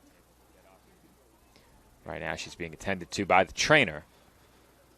And the Knights will congregate at midfield. So with that, why don't we take a quick break? No score between the Dolphins and the Knights in the first half of this NCAA Division II women's soccer matchup East Coast Conference play between the College of Staten Island and Queens College. The Kettle Black on Staten Island, a top 5 wing joint in America by Food and Wine magazine. Serving daily lunch and dinner at the bar or on the floor. Perfect for family and group parties with top shelf drink and delicious food. From great times with good friends, live sports and watch parties, to Staten Island's hottest nightlife. The Kettle Black features live music and DJs weekly. The Kettle Black features daily and nightly food and drink specials. The best Staten Island has to offer is at the Kettle Black. We'll see you there at the Kettle Black, located on 415 Forest Avenue, Staten Island.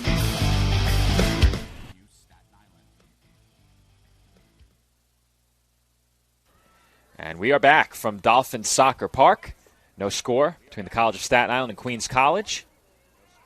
We had an injury timeout ahead of that last break as Brianna Obregon went down following a hard tackle by Ariel Uwe. It's a free kick for Staten Island here. Albano will take it right on the edge of the midfield. And she sends that a long way toward the top of the box. Radavini, the nearest Dolphin. And it's misplayed, but sent wide.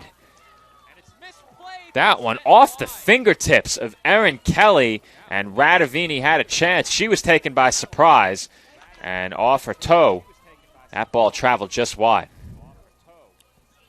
All you can do is shake your head and laugh at a moment like that, Joe. It feels like it could have been something, but really it's not the type of situation you can prepare for, and so even though it was agonizingly close, Radavini's just got to move on to the next moment. And as a high-level attacker, I expect her to be ready when she gets a better chance. I don't think that was a misfire on that shot. I think she was just taken by surprise. Didn't expect that ball to fall off the fingertips of the goalkeeper right onto her foot. That's exactly what happened. She didn't even get a chance to react. It really just hit off her and rolled out of bounds. Fortunate break there for the Knights.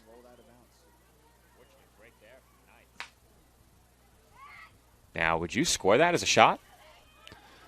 I don't think that counts as a shot, no. I think you're right. I don't think it was intentional. I think the ball just deflected off her foot. She might take it, though, as the conference leader in shots. I'll tell you, it saves a lot of blushes from the goalkeeper that moment, because if that rolls into the net, tough to come back from that mentally. That would have been a really bad break for Queens. I think it's fair to say they've probably gotten the better of the attacking play in this first half. No distinct advantage, but they've certainly had more opportunities and more time spent down around the CSI goal than vice versa.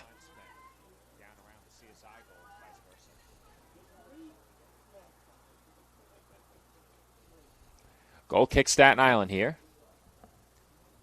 Just over 18 and a half minutes to play in this first half.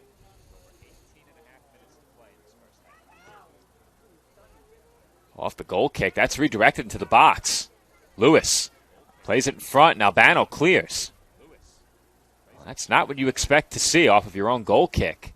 That ball didn't travel very far. The Knights sent it right back toward the penalty area. And fortunately for CSI, Albano in the right place at the right time to clear.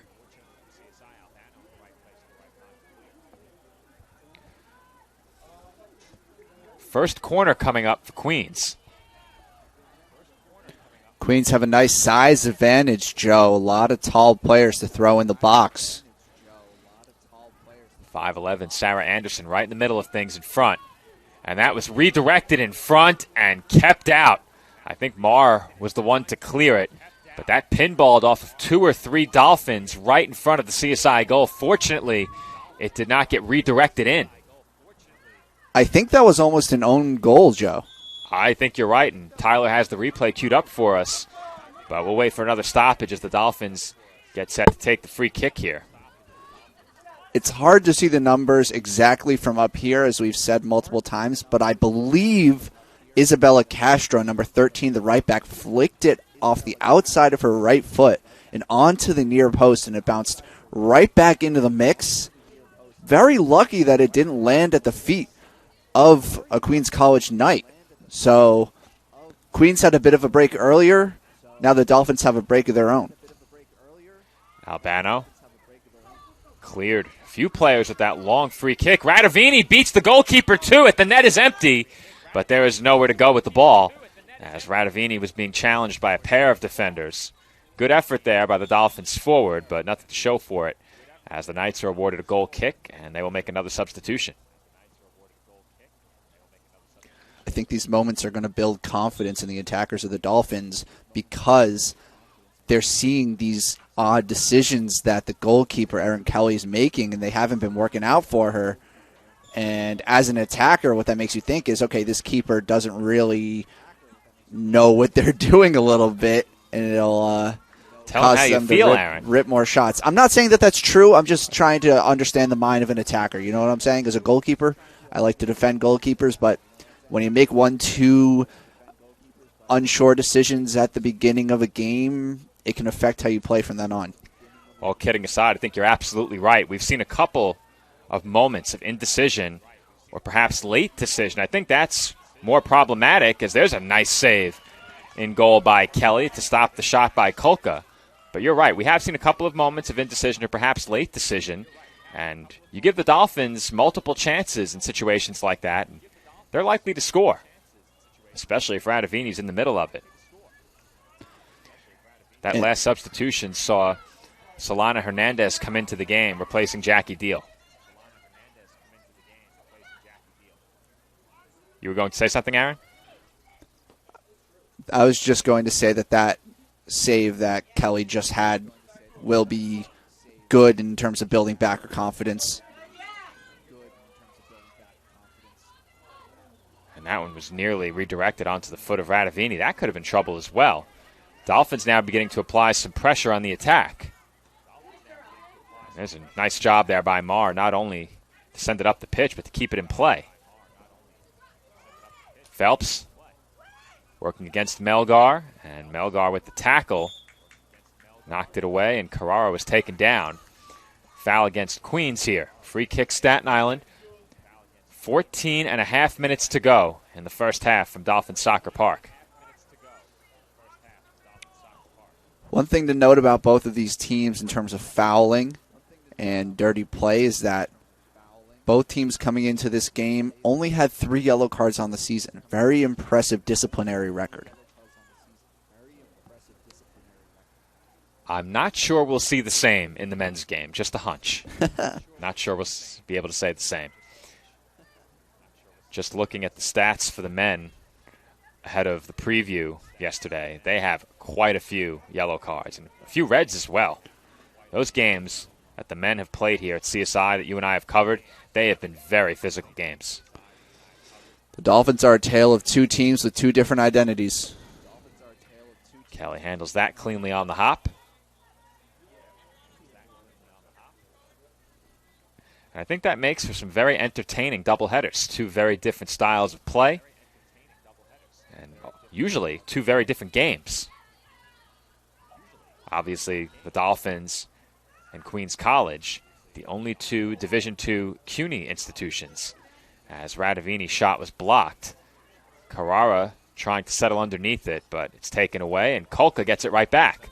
Kolka toward goal, and the Knights will concede the corner as that was sent over the touchline by Anjuli. I think further than just two teams with two different identities, it's just nice for the home fans to see two teams with very clear goals and styles of play that you can perceive by watching the flow, as opposed to perhaps previous years where it's just a little bit missing. Fans of the College of Staten Island, of course, hope to see two playoff teams for the first time. And a win for the women today would go a long way toward getting them right back in the chase, as that corner is a good one, and nobody home. D'Amico came soaring in on the attempted header, did not make contact, and we will get a second look at that last corner kick. A little bit of chaos in the box. That marking that Coach Mendolia had been talking to me about before the game coming into play. Ball bounced all the way through. You never want to see that when you're defending a corner. Ball bouncing in your box and going all the way off the other end.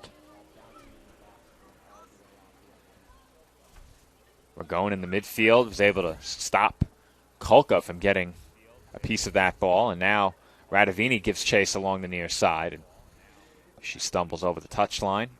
Throw in for the Knights. 11:35 on the clock in half number one from Dolphin Soccer Park. Bit tough to tell. I think there's still a light rain coming down, but it has certainly eased up since kickoff. It's taken away from Kulka. Ball sent into the midfield. Played with the body by Hernandez. Hernandez moving into the attacking third. And lost her footing over the ball. It's taken away by Melgar. And that wet pitch might be playing a role out there. We've seen some players lose their footing so far in this first half.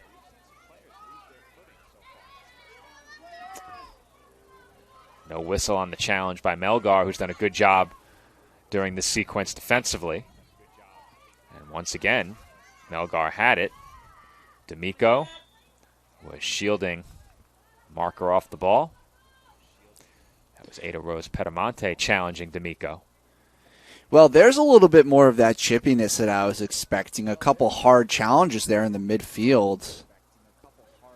And I'll tell you what, the Knights had a bit of a break there going on. Really fortunate that the ball carrier, I think it was number 28. Hernandez. Solana Hernandez just slipped on her own volition. Like I said, I think the wet pitch might be playing a role, as we've seen some slower developing attacks, and I think perhaps the slickness of the turf could be playing a role there. And that's going to be a corner. That ball took a bad roll for the Dolphins. There's a lot of hook on that one. Could have very easily traveled around the other side of that corner flag instead. Queens will attempt their second corner.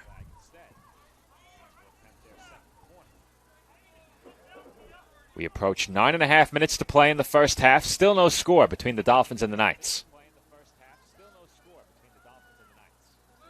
That's sent near post.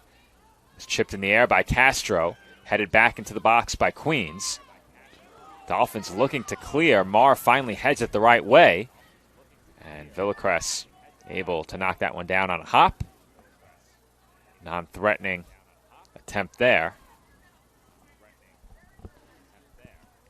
Not sure about that delivery, Joe. Very low.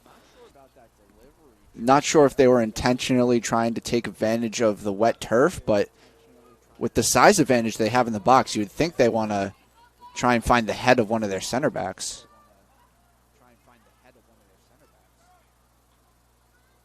Rodriguez for Radavini. Radavini with a nice move. Beats her marker. Radavini, shot saved. Big save by Erin Kelly to deny the Dolphins the game's first goal. Great turn in the box from Radavini. Little spin move. Keeper did a great job to come out and cut off angles. Otherwise, that could have been in the back of the net. Kelly extremely decisive ahead of that last shot by Radavini. If she does not come off her line and take away that angle, as you mentioned, Aaron, that's probably a go-ahead goal for the Dolphins. And that ball was a good one, just a bit too far for Radavini. And we'll get a look at that last shot again in just a moment. That probably the best chance, I think undoubtedly the best chance of this first half for either team. Well, we know Radavini's a player of quality, and so we expect her to get a few more chances on goal before this game comes to an end. But what I will say is for the miscues and potential awkward play that Erin Kelly had earlier, she has certainly erased any questions by this point. That one headed in the air, not once, but twice. And the Knights just get it away. Melgar again with harassing defense, and Kulka completes the tackle. Radavini toward Kulka, but Kelly will get there first. A little bit too much on the pass, but very impressive how Radovini is able to operate in tight spaces. I mean, she had a player right on her back and also right in front of her, used her body to create space for the turn, and found a ball in behind. It was just the weight that was slightly off. Still positive play from the forward. Radovini sends one toward the center of the box, and that was bodied away, but a giveaway on the part of Queens. Rodriguez looks to shoot. It's blocked. Left-footed attempt there by Rodriguez. This is Uwe. Uwe nearly tripped over the ball. Strong challenge from Lewis. And that's sent over the far side by the Knights. Throw in Staten Island. Under 6.5 minutes to go in the first half. Dolphins have really turned the pressure up these last few minutes and have had would have easily been the best chances of this first half. And Radovini off the ball from Albano, hit in stride, but not much on that attempt. Not sure if that was a shot or perhaps a ball intended for Carrara. Really was a half chance. Radovini found herself in a really favorable position out of nowhere. Unfortunately, she didn't have any support, so even if that ball was a little bit better placed, a little bit further from the keeper, Carrara was just not going to get there in time. And that was a great setup by Albano as well to give Radovini a chance to even make that decision. It didn't look like the Dolphins were in a position to generate a chance like that. Long throw by Uwe, and Ragone did a nice job to anticipate where that ball was going, but the Dolphins still maintained possession. Uwe gets into one, and it's headed away. Anderson there waiting. Melgar for Castro. Castro toward D'Amico, headed away again by Anderson. Albano overlapping into the attacking third there. And the Dolphins earn a throw. 5 minutes to go, first half.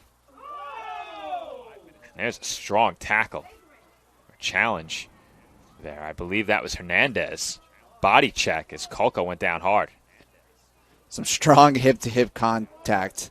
I know that Kolko's going to have a big bruise on her hip a little bit later on today. CSI supporters want a yellow. Perhaps the Queens supporters wanted a yellow earlier on the sliding tackle that took Obregon out of the game. This is Uwe into the box and wide of the frame. Goal kick for Queens and a substitution for the visitors as well. It's been a really encouraging spell in the latter end of this half. Dolphins have really been smothering Queens College, especially in the transition, which is where Queens tends to thrive. Alyssa Iliano on and Julia Ragone off with just under 4 minutes to play in this first half. And if you're a fan of CSI, you really have to like what you've seen from the Dolphins these last several minutes. That was chipped in the air by D'Amico, who was taken down. And CSI will earn yet another free kick. Dolphins hope to get set up quickly here. And it looks like Albano is going to take it and allow her teammates to get into better position. Initially, it looked like Rodriguez and Melgar were going to take it quickly. This could be a big opportunity at the end of the half. Change the outlook of both teams if you can put one in the back of the net here. Free kick from Albano toward the center of the box, headed toward goal and wide. Your guess is as good as mine, Aaron, as to who it was that last contacted that ball. It's going to be a goal kick for the Knights. Or not. No, we've got a corner. Well, it looked like the Knights were retrieving the ball. But instead, Radovini will set up for a corner. So the Dolphins with a big opportunity, and it seems like we've spent the last 15 minutes or more down at this end of the pitch. Corner from Radovini toward the dot. D'Amico tried to shoot, was taken down. The ball still loose, and Kelly has it off a deflection by Rodriguez. Rodriguez got a piece of it right in front, but didn't get anything on it. Interesting corner strategy. D'Amico went for a high volley on the edge of the box. Not very conventional. Almost led to some chaos and a good chance, but not quite. Under 2 minutes to play in the first half. Phelps plays it toward the near side. Rose Pedamonte working toward the center of the pitch. And Rodriguez intercepts the pass. Kolka, being pressured, gets rid of it. And that rolls over the touchline. Kolka reaching down towards the bottom of her left leg. I'm not sure if she was just fixing her shin guard or if she's in some discomfort. She looks like she's laboring just a little bit. She went down very hard on that challenge, which drew the whistle about 2 minutes ago. D'Amico could not get a foot on that one, and the Knights have it as we approach 1 minute to play in the first half. Melgar back to Albano. 1 minute remaining in the first half. Albano up the pitch toward Rodriguez, who got a piece. Radovini giving chase, but Anderson will head it away over the far side. Quick throw by Radovini. Rodriguez sends one toward goal, and Kelly handles cleanly as D'Amico was closing in fast. Testing the keeper still. You never know with this wet turf what might happen on a short bounce. Kelly did a good job to handle that cleanly. Uwe chips it in the air. 25 seconds to go in the half. And the Dolphins will throw.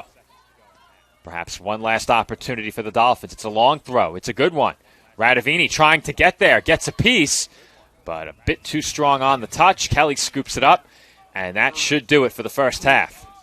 7, 6, 5, 4, 3. That's punted into the midfield, and the first half comes to a close. No score through the first 45 minutes between the College of Staten Island and Queens College. This is CSI Sportsnet coverage of East Coast Conference women's soccer. No score at the halftime break. Women's soccer, no score at the halftime break.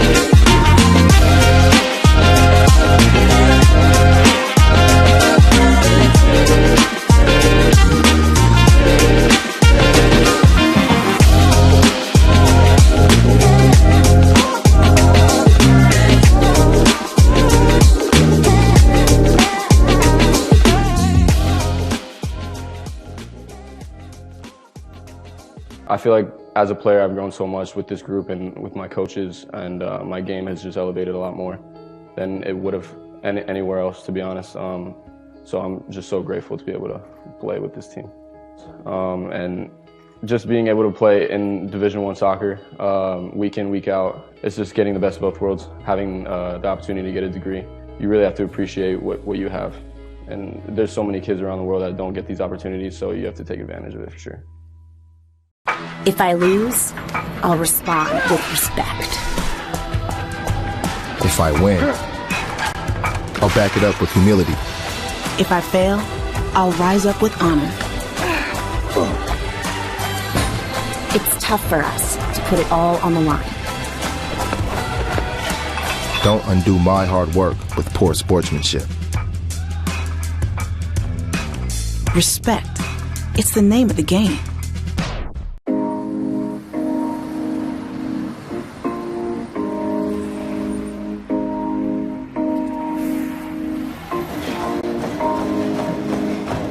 My dad was a soccer coach and bought this little book bag. I could sit in the book bag like facing backwards and look like my legs out. So I'd be in his book bag when my dad coaches and the ball's going around. I'm like kicking at the ball in the back and my dad was like, "We have a prodigy." So he put me into soccer and it just progressed from there. The catalyst was the opportunity to play soccer at a Division II school. I love the team. They brought me in like I was one of their own. The professors help out so much. They actually care about developing me, not only so I just memorize the material and able to take a test, but am I able to apply the information. I don't feel nervous asking them, hey, I'm not going to be in class, can you send me something? And they're completely fine with it and they understand, which is the best part. On my team, I thrive to work as hard as I can. I mean, whatever you do on the field, there's a positive correlation to whatever else you do. Be it personal relationships, homework, the way you carry yourself. I'm able to go out and become president of the Student Athletic Advisory Committee. SAC is consistent of like a ton of different backgrounds, and we'll come up with cool ideas for like fundraisings and having the opportunity to raise money for Make-A-Wish and knowing it's going towards a good cause. Not only motivates me, but it motivates the whole community. I've changed since I got to King University. It's really helped me to develop as a leader. I think it's honestly the best thing that's ever happened.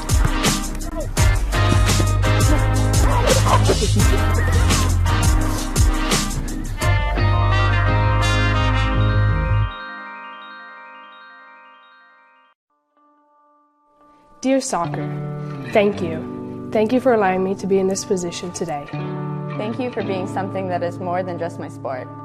Soccer really is the beautiful game, and it will take you more places and give you more experiences than you could have ever dreamed of. The people that I owe the most to are my teammates. They have been my crutch to lean on, shoulder to cry on, my hype woman in times of doubt, and my best friends day in and day out. You get to wake up every day and play the sport you love at one of the highest levels at a prestigious university surrounded by your best friends. There is simply no better feeling. You have given me my best friends, my most trusted mentors, and the most essential experiences of my young life. You are my community. With you, there is no race, no gender, no rich, and no poor. There is just a ball, 2 goals, and a common language. Thank you for teaching me how to be a strong and courageous woman on and off the field. Thank you for giving me hope for the future. On the soccer field, I found a home. That is where I have always belonged. I've learned a lot of things. I think one of the biggest things is how to cope with people, because I think that at the University of Virginia, and just as you keep moving on in life, you're going to keep meeting many more people.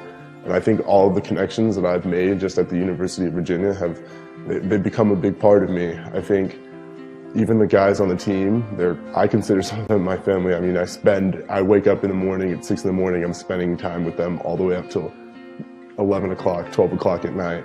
And I think that's one of the bigger things that I've learned is the relationships that I build with people, whether it be on the soccer field and off the soccer field, because even classmates at University of Virginia are some people I consider some of my best friends. And I definitely think connections with people and the bonds that you build with people that I know are going to carry on with me through my entire life, it's definitely some of the bigger lessons I've learned. Champions know how to seize opportunities. When they see moments of greatness unfold right before their eyes, they push as hard as they possibly can, and then they push harder.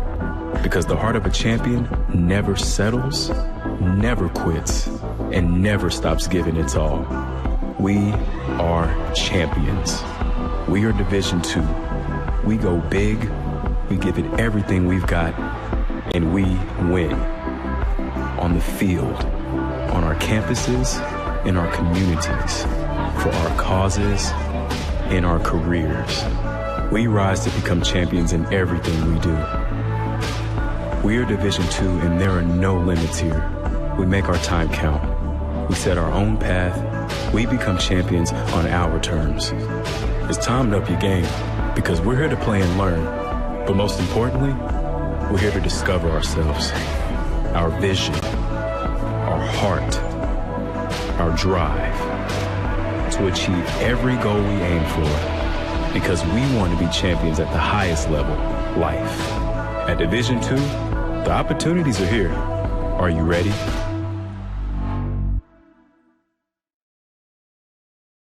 I can't describe how much I learned as a player, but also as a human being, because you have to overcome challenges that you don't face in other areas.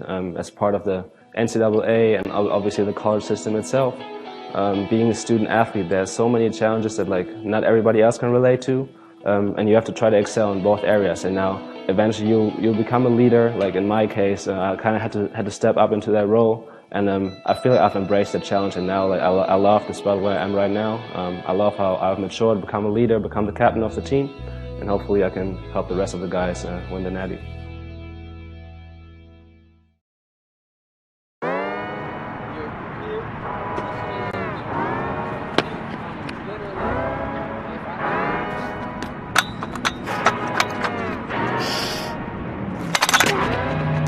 I was the kid who would do surgery on my teddy bear and like have my sister be my patient, and I would wear the stethoscope and the lab coat. I was that kid. Wayne State Medical School has been my dream medical school since I was 5. Dr. News, who is the head of the biology department, definitely has had a huge impact over the past 2 years I've been in the lab. He took a chance on me and actually gives me the power to actually do things. Athletics are important, but so is service, so is research, so is becoming a better person. And we expect you to do well athletically, but don't forget the reason you're here, which is to give back to your community and to get good grades. I've had so many experiences with underprivileged people, and just seeing that they want the basic things that people get out of life. And if I can help in any way, that just kind of warms my heart. That's why I want to be a doctor, to serve those who have been dealt a bad hand. It was my sophomore indoor season. It was the first year with our new head coach. And he comes in and he's like, we could be a national contending team if you guys work hard. And I heard him and I was like, well, I want to be a national champion. I want to be an All-American. And I bought in because he bought into our team. And I qualified to go to indoor nationals. It was just because I bought into myself, because someone bought into me. I decided I wanted it, so I went and grabbed it.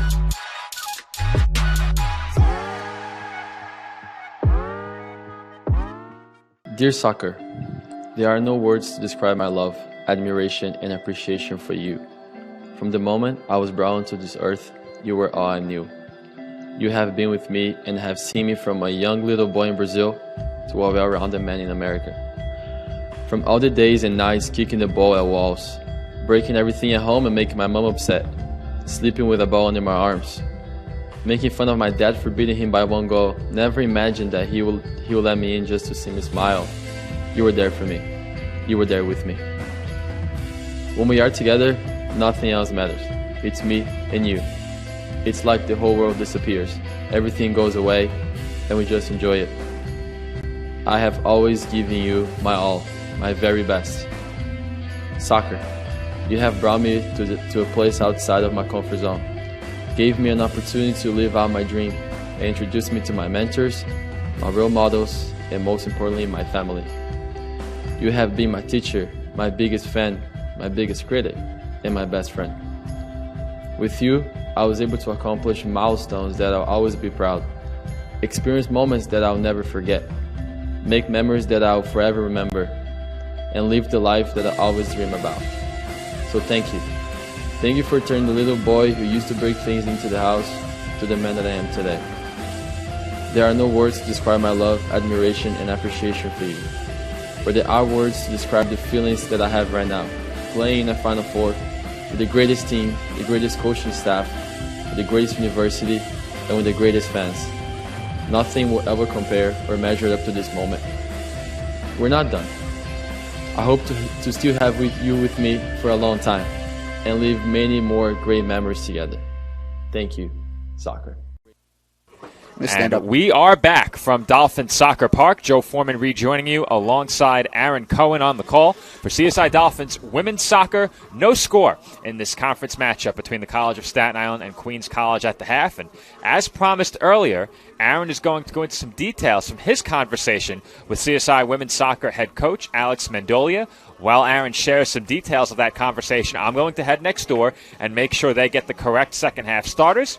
Second half starts in about 2.5 minutes, so Aaron, share some of that conversation. I'll be right back, and second half getting underway shortly here on CSI Sportsnet.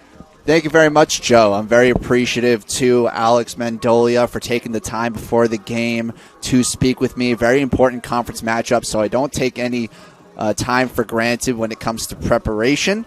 So we're going to talk a little bit about tactics. You were able to watch the first half and see how it worked out, but I'm going to break it down for you just a little bit. So the formation that the Dolphins are employing at the moment is a 4-3-3.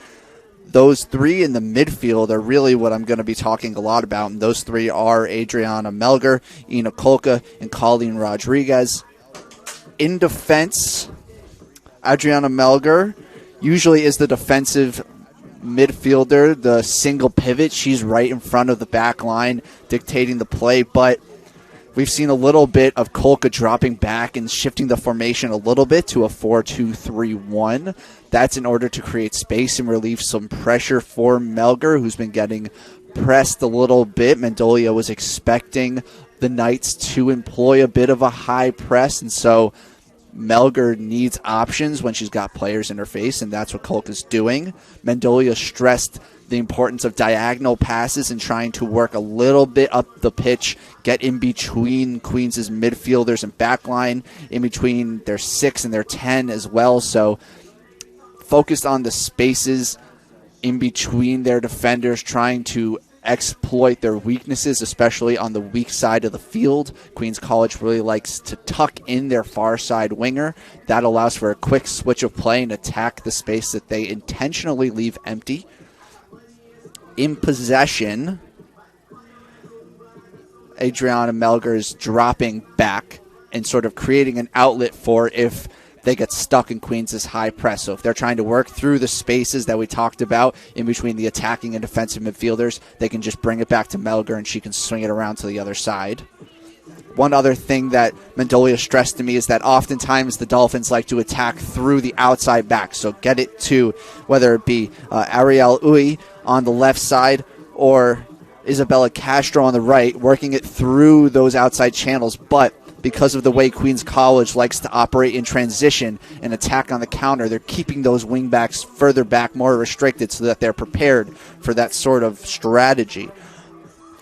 But I want to go back to that midfield. When I asked Coach Mendolia who the important players were, first person she mentioned, of course, is Isabella Radovini, really important, influential attacker for the Dolphins. But right after that, he went back to Melgar. He went back to Kolka.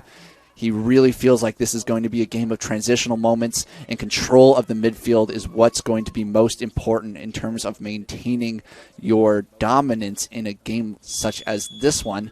And here we go, start of the second half. Dolphins kick off, long ball forwards. Bouncing still in the midfield, fighting for it is Kolka. Goes down a little bit, but doesn't come away with the ball. Instead, it's with Rosenberger of Queens College. She's carrying it down the far side. Bit of a tangle there.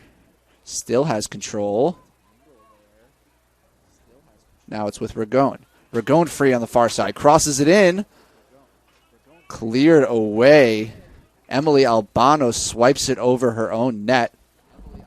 Safe defending from the Dolphins captain. All right, thanks for taking over, Aaron. Fortunately for me, a much shorter stint next door to open up the half, as I've gotten accustomed to spending 5 or 10 minutes at the stats desk at the start of each half, but we're good to go.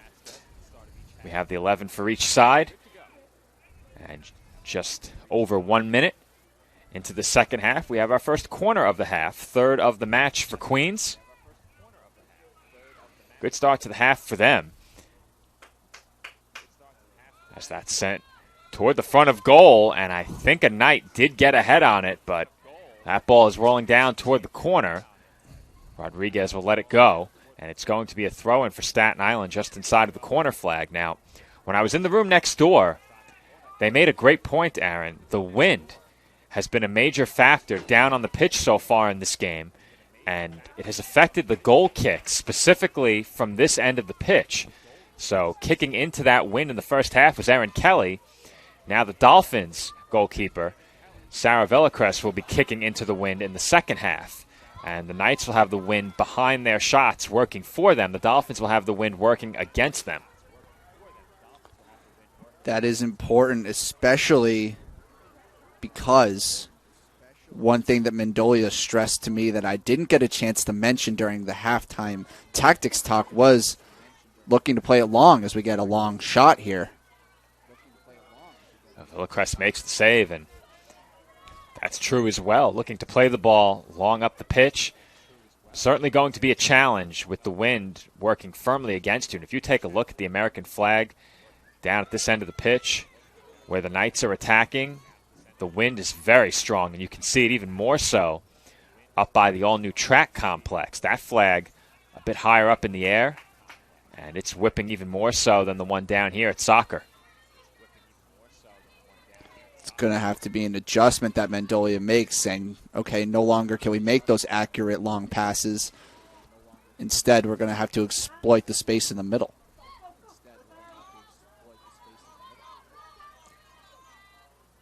That ball right off the chin of Gabriela Castro, who entered the game for the first time to start the second half. Knights have it working from the corner. And that one may have been deflected by a Dolphin, and the official says no, goal kick Staten Island. So we'll see what a goal kick into the wind looks like for CSI. So we approach 41.5 minutes to play in the second half. Shots on goal tally, Staten Island 3, Queens 2. Corner kick tally, Staten Island 4, Queens 3. Villacrest will play it short. Albano for Uwe. And Uwe's attempted pass is knocked away. Throwing again for the Dolphins. There's that high press. Dolphins tried to go short, but the Knights were ready for it. It's left them a little bit trapped. Ragone lost it. Melgar, being forced toward her own goal, gets a pass away toward the far sideline. It was intercepted.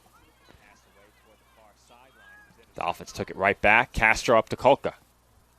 It's knocked away and cleared by Castro up toward the far side. Radavini had it knocked away, but the Dolphins will throw.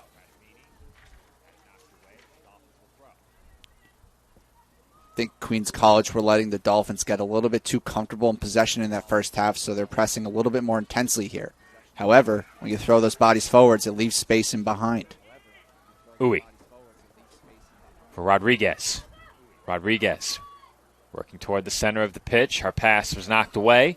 She continues to battle, and the Dolphins do keep it. Albano toward the top of the box. Radavini looked to play it with the body, but it was knocked away. Ragone and Albano fighting in the midfield. Marr backpedaling. Got it to Albano. Albano far side. Carrara there. Back to Castro. And up ahead toward Radavini. It's headed away by the Knights. Kolka for Carrara. And it's taken away again by Queens. Rosenberger looked for a give and go with Ragone. It was read nicely by Marr. Kolka toward Radavini.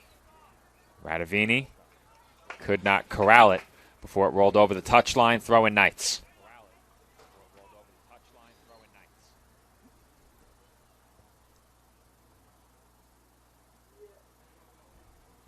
Throw headed right onto the foot of Castro. It's chipped in the air. Queens the first to it off the foot of Christian, but Kolka has it.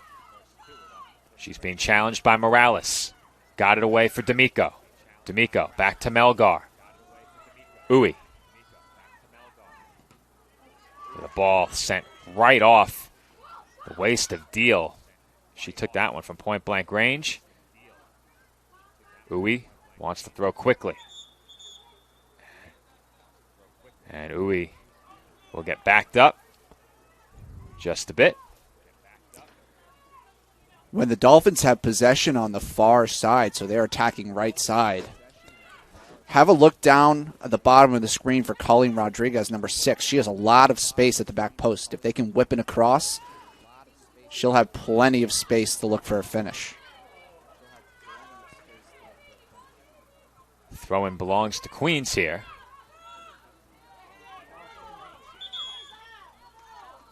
Foul throw. Well, Dolphins get it right back. Gabrielle Christian, number 10, a senior, just a little bit rushed on that throw-in. Didn't get the ball back behind her head. That one partially deflected after it was sent in the air. Devansis battling against Melgar. She meets Albano, who continues to pursue the ball. And Albano looked a bit shaken up. Looked like she may have taken an elbow to the arm. This has been a very physical start to the second half, and we've seen some contact, a bit of extra contact from both sides after plays have ended. Well, referee has been pretty loose on the fouls and the calls on contact, and that can be dangerous, especially in a conference matchup. You can start to lose control of the game a little bit, so it might have benefited the referee to issue a yellow card earlier on, because now he's just allowing more and more contact to occur. Well, if there's one thing we can say for certain, it's that the Dolphin supporters don't like it. And we can always hear them from up here in the box. They certainly make their voices heard each and every game.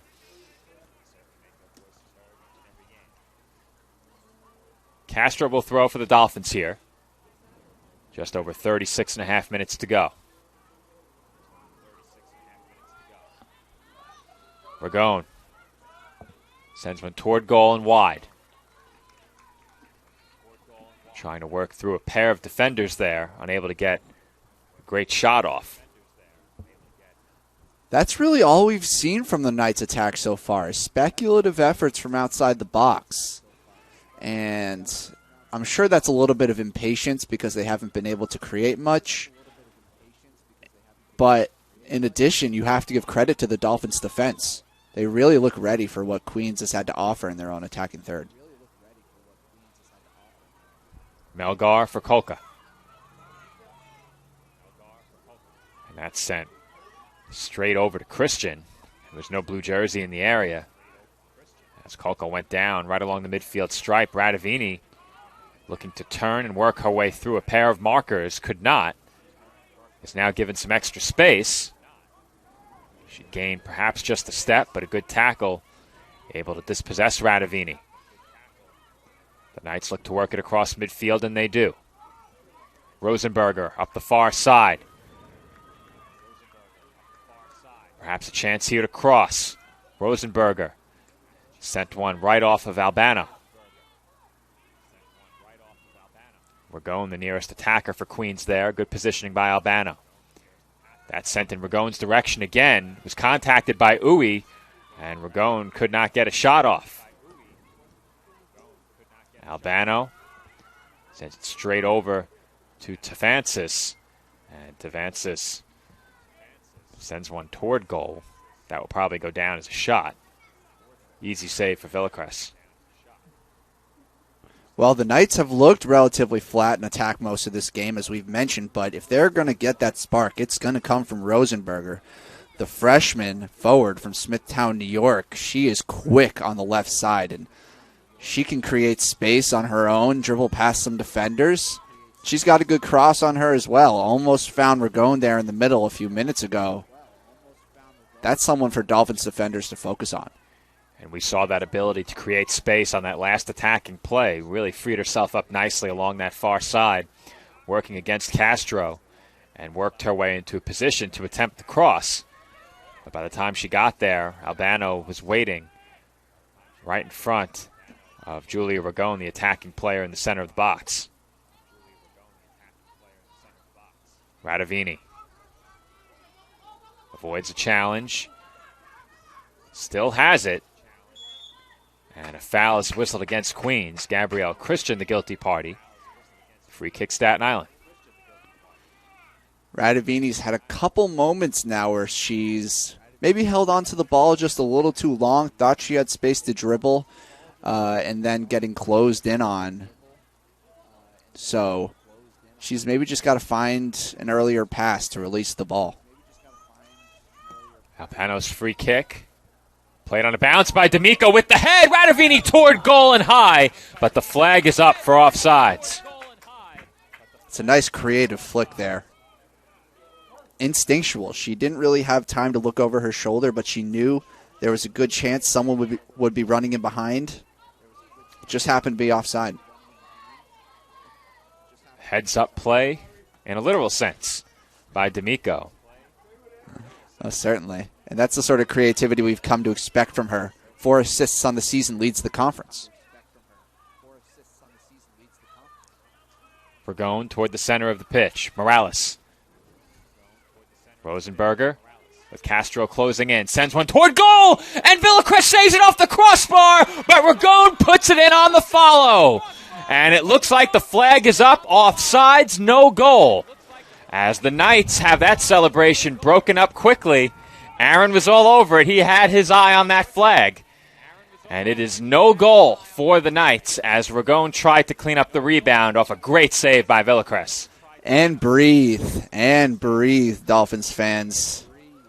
Villacrest will be very, very happy to see that flag go up. Saves a potentially very embarrassing moment for her, as that shot wasn't the most troubling shot a goalkeeper might expect to face. Relatively central. Maybe Villacrest was just a little bit too far off her line. Able to tip it onto the bar initially. Thankfully, the forwards following it up were too eager and they were offside. Otherwise, could have been a 1-0 deficit here.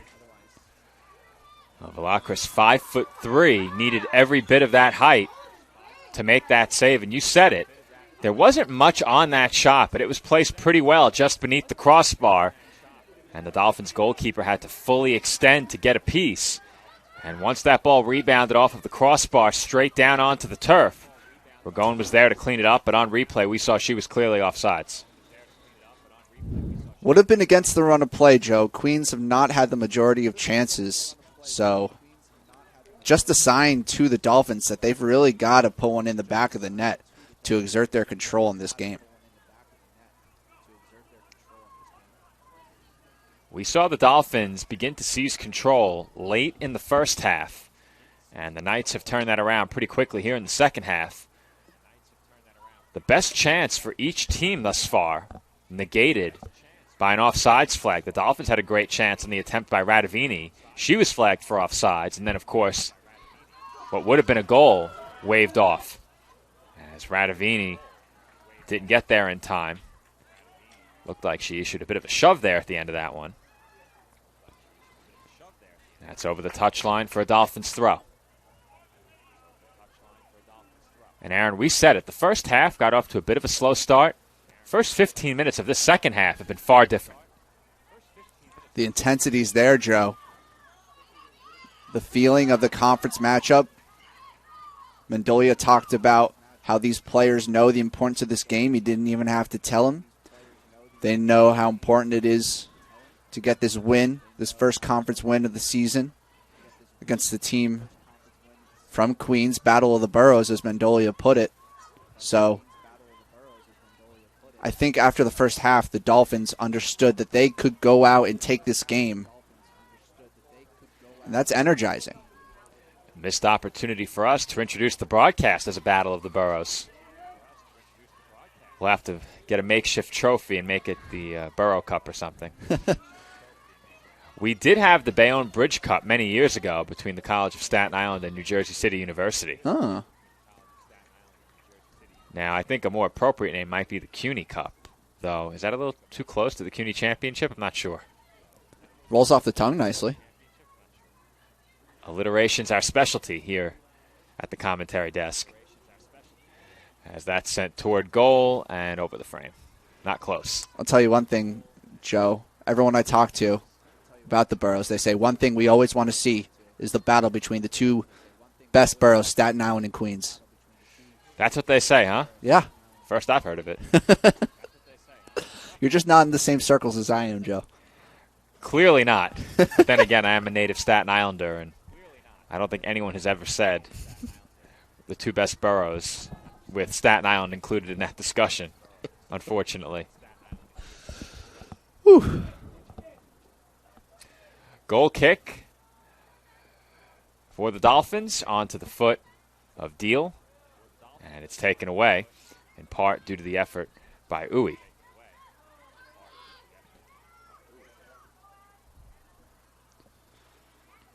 Christian plays it back toward Anderson. Anderson gets into one toward Ragone. Just a bit off the mark, but Ragone ultimately comes away with it. Good awareness there by Albano. That attempted ball for Deal. Here comes Kolka toward Radavini. And the first to it is Aaron Kelly, the Knights goalkeeper. Bit of a wasted opportunity there. Queens have been sitting off quite a lot, taking away attacking space. But in that moment, Kolka turned in the midfield, and she had lots of open space in front of her. She just couldn't pick out the right pass. Kolka, bit strong with the touch, off the thigh, and now the Knights have it. Good break up there by Castro. Now Carrara toward Radavini. Radavini battling for position, sprinting. And she's met by Anderson, who clears it over the far side. Anderson's been everywhere, Joe. No question about it. She's a big presence, sweeping up chances, cleaning up after everything. Such an important piece of that Knights defense. Throw for the Dolphins, taken into the box. Anderson there to play it with the head. It's chipped in the air. Could be trouble. D'Amico got a piece, and the Knights are able to send it away. We're going trying to anticipate a run by Deal. Now a foot race between Deal and Uwe, and neither will get there as that ball rolls over the touchline. Really nice effort play by Uwe to really sprint over there and make sure the ball gets ushered out of bounds. Marr looking up the pitch. That's headed right back into the midfield. Now Kolka chipping it toward D'Amico. Nobody home on that pass. Deal heads it toward Uwe of Staten Island. And now Uwe for Melgar. Melgar whistled for a handball.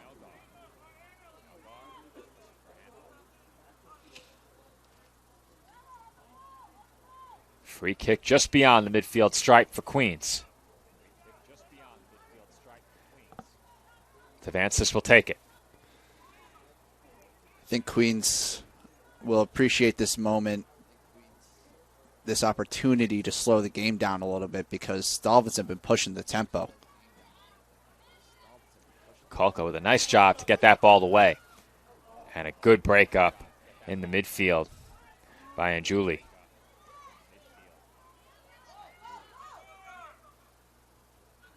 Melgar moving forward with some speed here. Melgar has room. Melgar into the attacking third, a bit strong on the touch, as that ball was deflected right to Kolka on the attempted clearance, and now the Dolphins have another opportunity. Carrara chips it in the air. Radavini is there, and Radavini is offsides. Bold call by the linesman. Must have had the perfect view. Home fans didn't feel like she was offside. Regardless, very creative pass from Carrara, the little flick over the top. That's the sort of creativity and attacking quality that the Dolphins are in need of at the moment. Just that extra little bit to separate them from their opponent. Well, I don't know if you heard from the stands just below us, Aaron, but the consensus right now among the spectators is that the head official in the middle is allowing for an extremely physical game, and the lines judge is not allowing for much in terms of shots at all. What do you think? I think it's really easy for fans of one team to create a narrative of the referees based on a few calls, but I never like to make an assumption of how the refs are thinking about a game that they're officiating. I always like to think a ref is trying their best to just keep the game within the laws that are written. Very diplomatic. I appreciate that. Next week is Officials Appreciation Week, so we will have a nice pregame presentation for our officials. See if we get some of that on CSI Sportsnet. Joe, is there an aspiring Officials Appreciation Week? There is not. That's called Fan Appreciation Day. Okay. That's usually the last game of the season, so the same day we appreciate our seniors, we'll appreciate the fans. But you're catching on. The aspiring officials could certainly use more than a week probably. There's a lot more of those. Certainly aware of that. If you've watched us enough here on Sportsnet, that's typically how we categorize the fans who like to chime in, and every once in a while you'll hear them on microphone, especially at basketball, because we are seated right amongst the fans. And if there's an unhappy spectator over our shoulder, they are heard. Ragone got rid of it. Lewis working against Uwe. Lewis wanted to cross, and she does earn the Knights a corner. We're now pretty far into this second half. Dolphins had their period of dominance in the first 15, 20 minutes, and now Queens are building in more and more. And it's going to be up to the Dolphins defenders to ride that wave and keep them out of their goal. We are now beyond the midway point in half number 2 as Rosenberger sends that one toward the near post, and that's outside the frame. Now, we're just about even in terms of every metric. Shots on goal, corner kicks. I would presume time on attack as well, very similar. Both sides have had some key chances wiped away via the offsides flag. Overall, it's been a very evenly matched game. And that's something we've come to expect from this Dolphins team so far this season. I mean, if we look at the stats across the board, scored 13 goals, given up 13, taken 93 shots, allowed 94, fouls an even 56-56, corners 28-32. So that's actually one thing the men's and women's team have in common this season. Just even matchups week in, week out. If memory serves me correctly, and I'm operating strictly off memory right now, last year's game between these two teams, 1-1 draw on the final day of the season, if I'm not mistaken. That's right. October 29, 2022, 1-1. That was the final game for the Dolphins. The Knights may have had one more after that, but the Dolphins were playing their season finale. That I'm sure of. Kolka was pushed from behind. Free kick, Staten Island. That was a surprisingly soft call from the referee, especially based on how he's been officiating so far. But home fans will take it. That one over the head of D'Amico. Sent the other way by Christian, and now Carrara has room.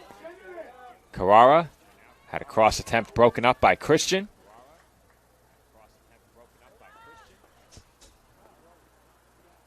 Dolphins will throw from the corner here. Uwe with a long throw toward the box. D'Amico shielding her marker off the ball. Now Uwe will try and cross. And instead, she ended up sending one on goal.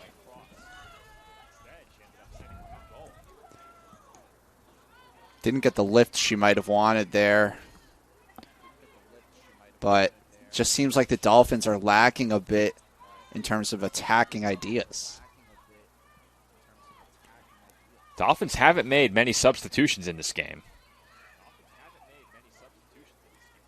In fact, I think they've only made one.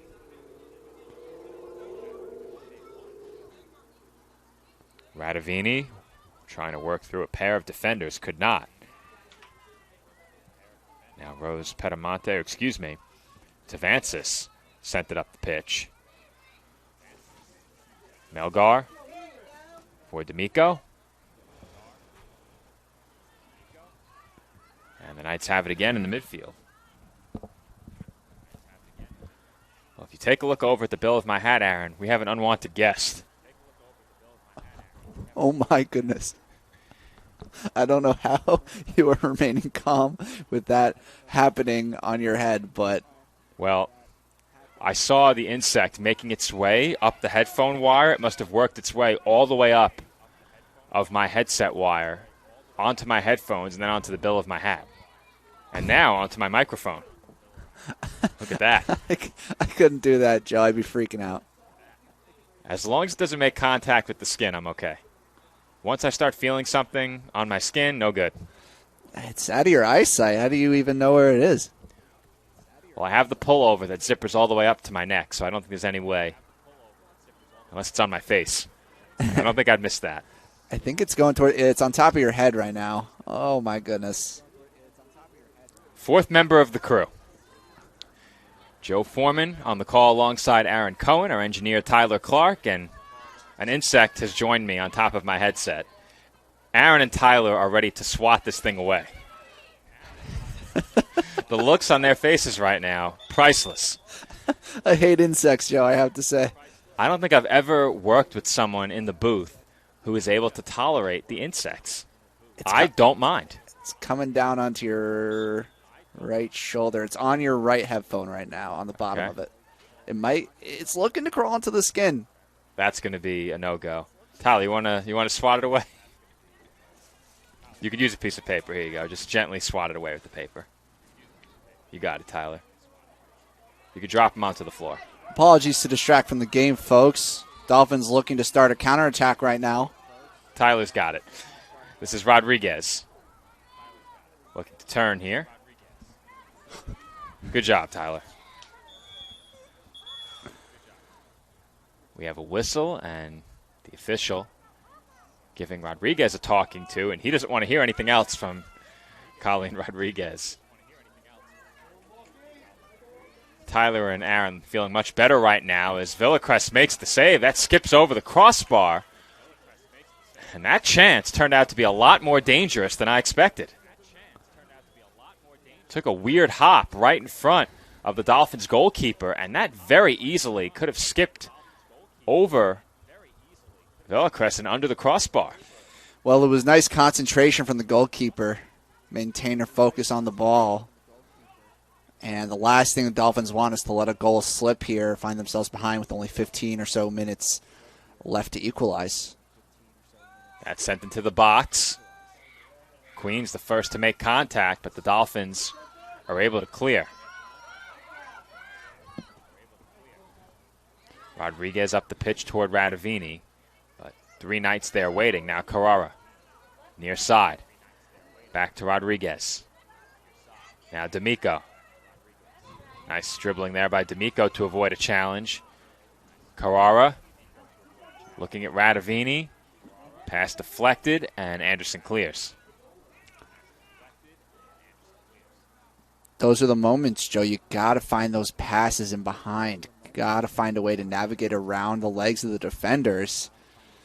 It's just been like that all game for the Dolphins. Inches away.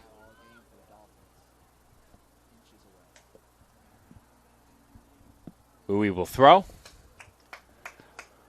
as we enter the final 15 minutes from Dolphin Soccer Park. Still no goals in this one. Both sides have come close, but each looking to get on the board for the first time in these final 15 minutes. Kolka for Castro with room, and the Dolphins will earn a corner. Perhaps some aspiring coaches as well, Aaron? It sounded that way.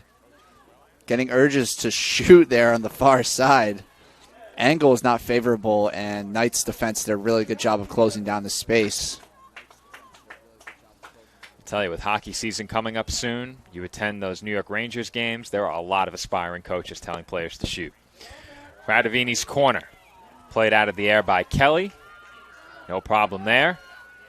And the Knights look to get on the attack quickly, but the Dolphins are in position. Uwe got it away, and now Castro will send it back toward the Knights' goal. Kolka gets a foot on it, but Anderson again sending it toward the Dolphins' net as the two teams exchange volleys. Rosenberger for Hernandez, and a bit too strong. Goal kick, Staten Island.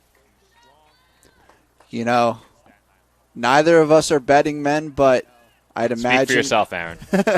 Not on this game or any NCAA event. Never. All right, you know what? I was trying to give you a little bit of I'm actually not permitted to bet on NCAA events because I'm technically an NCAA employee, so that's not allowed. Now, from time to time, I may dabble in the professional game. We won't talk about that on the air, but from time to time, I may dabble. I was giving you an opportunity to leave that out, but I can't help myself. I enjoy it too much. Hey, fair enough. If it works, it works. But what I was going to say is that the odds for a 0-0 draw, I feel like, are very favorable at the moment. Both attacks just seeming a little bit toothless. It's going to be a defensive mistake if a goal does come. Hernandez again chasing the ball down in the corner. This time she gets there, working against Marr. Marr applying pressure. Now Kolka comes over, and the Dolphins are able to dispossess Hernandez, who looked a bit shaken up, grabbing at her knee. And she's still grabbing at that left knee as we have a whistle for a foul against Queens. And the Dolphins earn the free kick with under 12.5 minutes to play. Melger got caught there. I think she was grabbing her midsection, and now she's down on the ground a little bit. I'm not entirely sure what the issue is. Maybe she's just cramping up. Well, initially it looked like Hernandez was the one shaken up. This has been a physical game. However, we haven't seen anything in terms of cards yet. We saw Rodriguez get a talking to from the official earlier in the second half. But generally speaking, they've let the players play. We have seen a few fouls, but nothing that's brought the game to a grinding halt. Throw in for the Knights here. 12 minutes to go.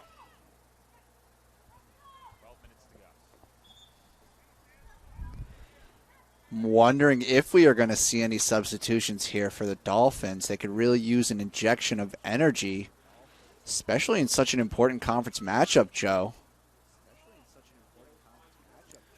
Kolka back to Castro. And now Radavini, who looks to turn, working against a pair of markers, and Julie shielded her off the ball.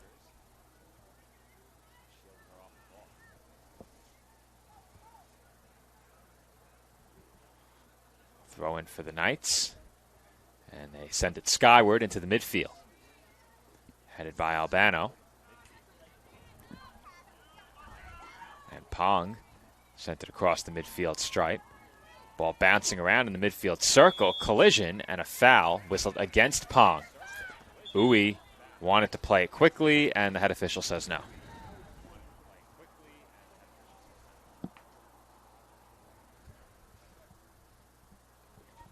Albano will take the free kick for the Dolphins.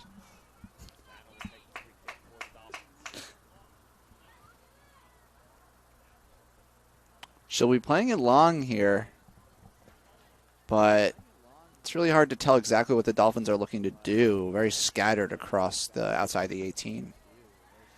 Well, the wind has settled down a bit. That certainly helps on a free kick attempt like that. And that ball travels through no less than 4 or 5 bodies into the arms of Kelly. It's very clear what College of Staten Island are trying to do on the defensive side of the ball and also in the midfield, but it's just been breaking down in the attacking third constantly. It's difficult to see their attacking identity in this game. And the Dolphins are flagged for another offsides. But we haven't seen much in the second half in terms of attacking play from the Dolphins. They had a nice stretch near the end of the first half where they really put the pressure on the Knights and goalkeeper Aaron Kelly. But in the second half, their lone opportunity was whistled away via the offsides, and that's been about it. The Knights now lead in shots on goal 4-3. Both sides with 5 corner kicks, but not much for the Dolphins in terms of time on attack or scoring chances. And now Ragone will look to get Queens on the board. She has a step in the penalty area, and the shot is wide. But I believe it was deflected by a Dolphin. And it's going to be a corner kick for the Knights. Substitution coming on for Queens as well.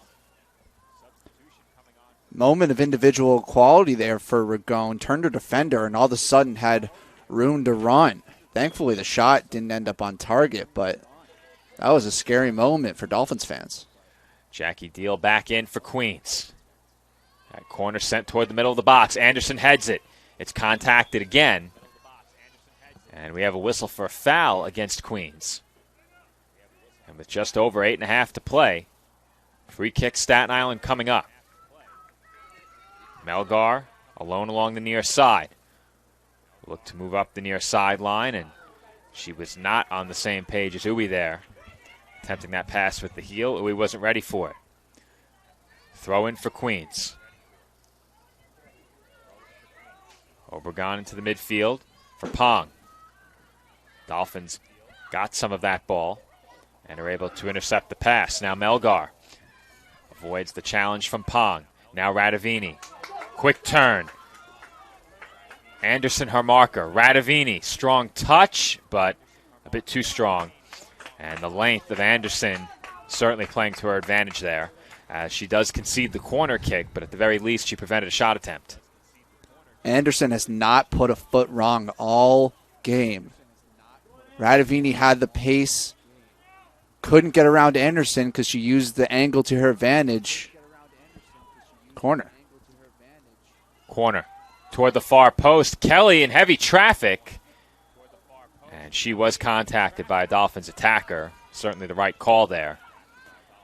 And it's going to be a free kick taken by the goalkeeper in this spot. Goalkeepers always get favored when it comes to foul calls in the box. As a player, I was thankful, but personally, I didn't really think there was much contact there to warrant a whistle. There were a lot of blue jerseys in the area around Kelly. She was certainly contacted as, once again, Obregon lost her footing in the midfield. We've seen that several times today. Players just slipping and going down, as Radavini will chase after this one alongside Anderson. And Radavini, knowing that Anderson would look to clear, sent one toward goal, off target and wide, as the Knights will make another substitution here ahead of this goal kick. Well, it was a not very good pass from Kolka initially. Carrara made a good effort to keep the play going, but Radavini in the end couldn't make anything out of it. Angle was unfavorable. We approach 6 minutes to play from Dolphins Soccer Park. Still no score between the Dolphins and the Knights. Good dribbling there by Lewis to avoid one challenge. Could not avoid the tackle from Albano, but the Knights keep possession. Ragone sends one toward the center of the pitch. Morales up ahead to Rosenberger. Marr takes it away. D'Amico back to Castro, and it's sent into the midfield by the Dolphins as the sun beginning to peek through the clouds here at Dolphins Soccer Park. We did expect the weather to clear up between Game 1 and Game 2 of today's doubleheader, and look at that, Aaron. It looks like the forecast may have come through today. Does the commentator's curse apply to weather, Joe? It just might. Melgar off the pass from Uwe. She will work against Anderson. Melgar for Uwe, who has room. Uwe, left-footed ball, redirected in front. Radavini did not get there in time as Kelly dove on top of it, but a good redirection in front, giving Radavini a chance. It was a nice ball in by Uwe. The ball got played back. Defense maybe took their guard off for just a second. Uwe found an open player at the back post, and the keeper was hesitant to come out, but nothing really came of it. A chance here for the Dolphins now. Uwe has a step. Lewis in pursuit. Uwe working toward the touchline. Sends one off of Lewis, and what a bad break there. That ball rolling over the touchline for a throw rather than a corner. Uwe did everything she could to earn a Dolphins corner there, and CSI simply didn't get the roll. Uwe will throw with under 4.5 to play. Played off the body by the Knights, and Julie was forced to clear, and now the Dolphins earn the corner. It's crunch time. Just over 4 minutes on the clock. Melgar toward the center of the box, and Kelly snags it with Kolka waiting to put a header on goal. Well, you got to give credit to Kelly. She's been coming out for those crosses all game and generally doing so very cleanly. Outside of that one shot early in the first half, she's been incredibly sure-handed in this game. Everything you could ask for from a goalkeeper, especially like you said, considering what happened early in the game. to retain her confidence and continue making good plays. Very important for her team. Under 3.5 to play from the College of Staten Island. That one played off the body by Lewis. Now Anderson. Across the midfield stripe, she sends it long toward the Dolphins' goal.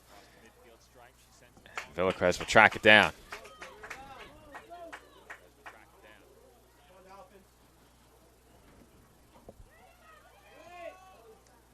That one was sent in the air, but again, the wind really knocking that ball down. And now an opportunity here for Tavansis, but the Dolphins quickly deflecting that ball away.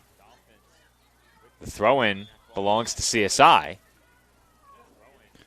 Tavansis didn't think so. Looked to throw it in herself. Well, I mentioned earlier that if there was going to be a goal, it was going to come from a defensive mistake, and there was a moment there. Meager and D'Amico coming together, miscommunication, but fortunately, there was no shot. Radavini couldn't keep it in play, working against Anjuli as we approach 2 minutes to go. Anjuli's throw, played with the head by Ragone. She got to it nicely, and Rosenberger is battling, lost it. But Morales gets it away to Tavansis. Up ahead, Ragone. Working along the near side, nearly stumbled over the ball, but a good touch there to avoid Albano. And it looked like Albano may have committed a foul, or check that. Kolka was in the area as well as I'm working around the window panes. But nonetheless, a whistle goes in favor of Queens, and they will earn a free kick with under 1:40 to play. Still scoreless. Big opportunity here for the visitors. This is probably going to be the last clear-cut chance of the game, Joe. Got to get this out. Don't want to drop points right at the end of a game. Tavansis into heavy traffic. And there was nobody home. The Dolphins come away with it cleanly. Melgar looking to move up the pitch with some speed. Beats her marker up the far side. Here comes Melgar into the attacking third. The Dolphins might have a chance here with Melgar looking. And a good ball for Rodriguez. She's through, but a bit wide, and the shot is not close. That looked like a perfect ball, but instead it took Rodriguez wide of the frame. And she shot it a bit off balance. You got to have a better touch there, Joe. I agree with you, Aaron. I thought that was a great ball. Melgar did so much work to give her an opportunity there, and you got to get that touch towards goal. Instead, she let it run wide and completely took away her shooting opportunity. That has got to hurt. That one certainly will sting. Should this game end in a draw, even more so if the Dolphins concede a goal here. But nonetheless, with 18 seconds left, we're going to have a goal kick, and this game's headed for a scoreless draw. 9, 8, 7, 6, 5, 4, 3, 2. Albano will send it away, and that will do it. As each team will settle for 1 point in the conference standings. No goals on the board in our first of 2 NCAA Division II soccer matches today. In East Coast Conference play, the College of Staten Island plays to a draw against Queen College, 0-0. The men's soccer matchup coming up next here on CSI Sportsnet. We will be on the air approximately 15 minutes before the men's game. Until then, this has been Joe Foreman alongside my broadcast partner, Aaron Cohen, Tyler Clark, our engineer. Be sure to tune back in at the men's stream approximately 15 minutes ahead of kickoff at 1:45 p.m.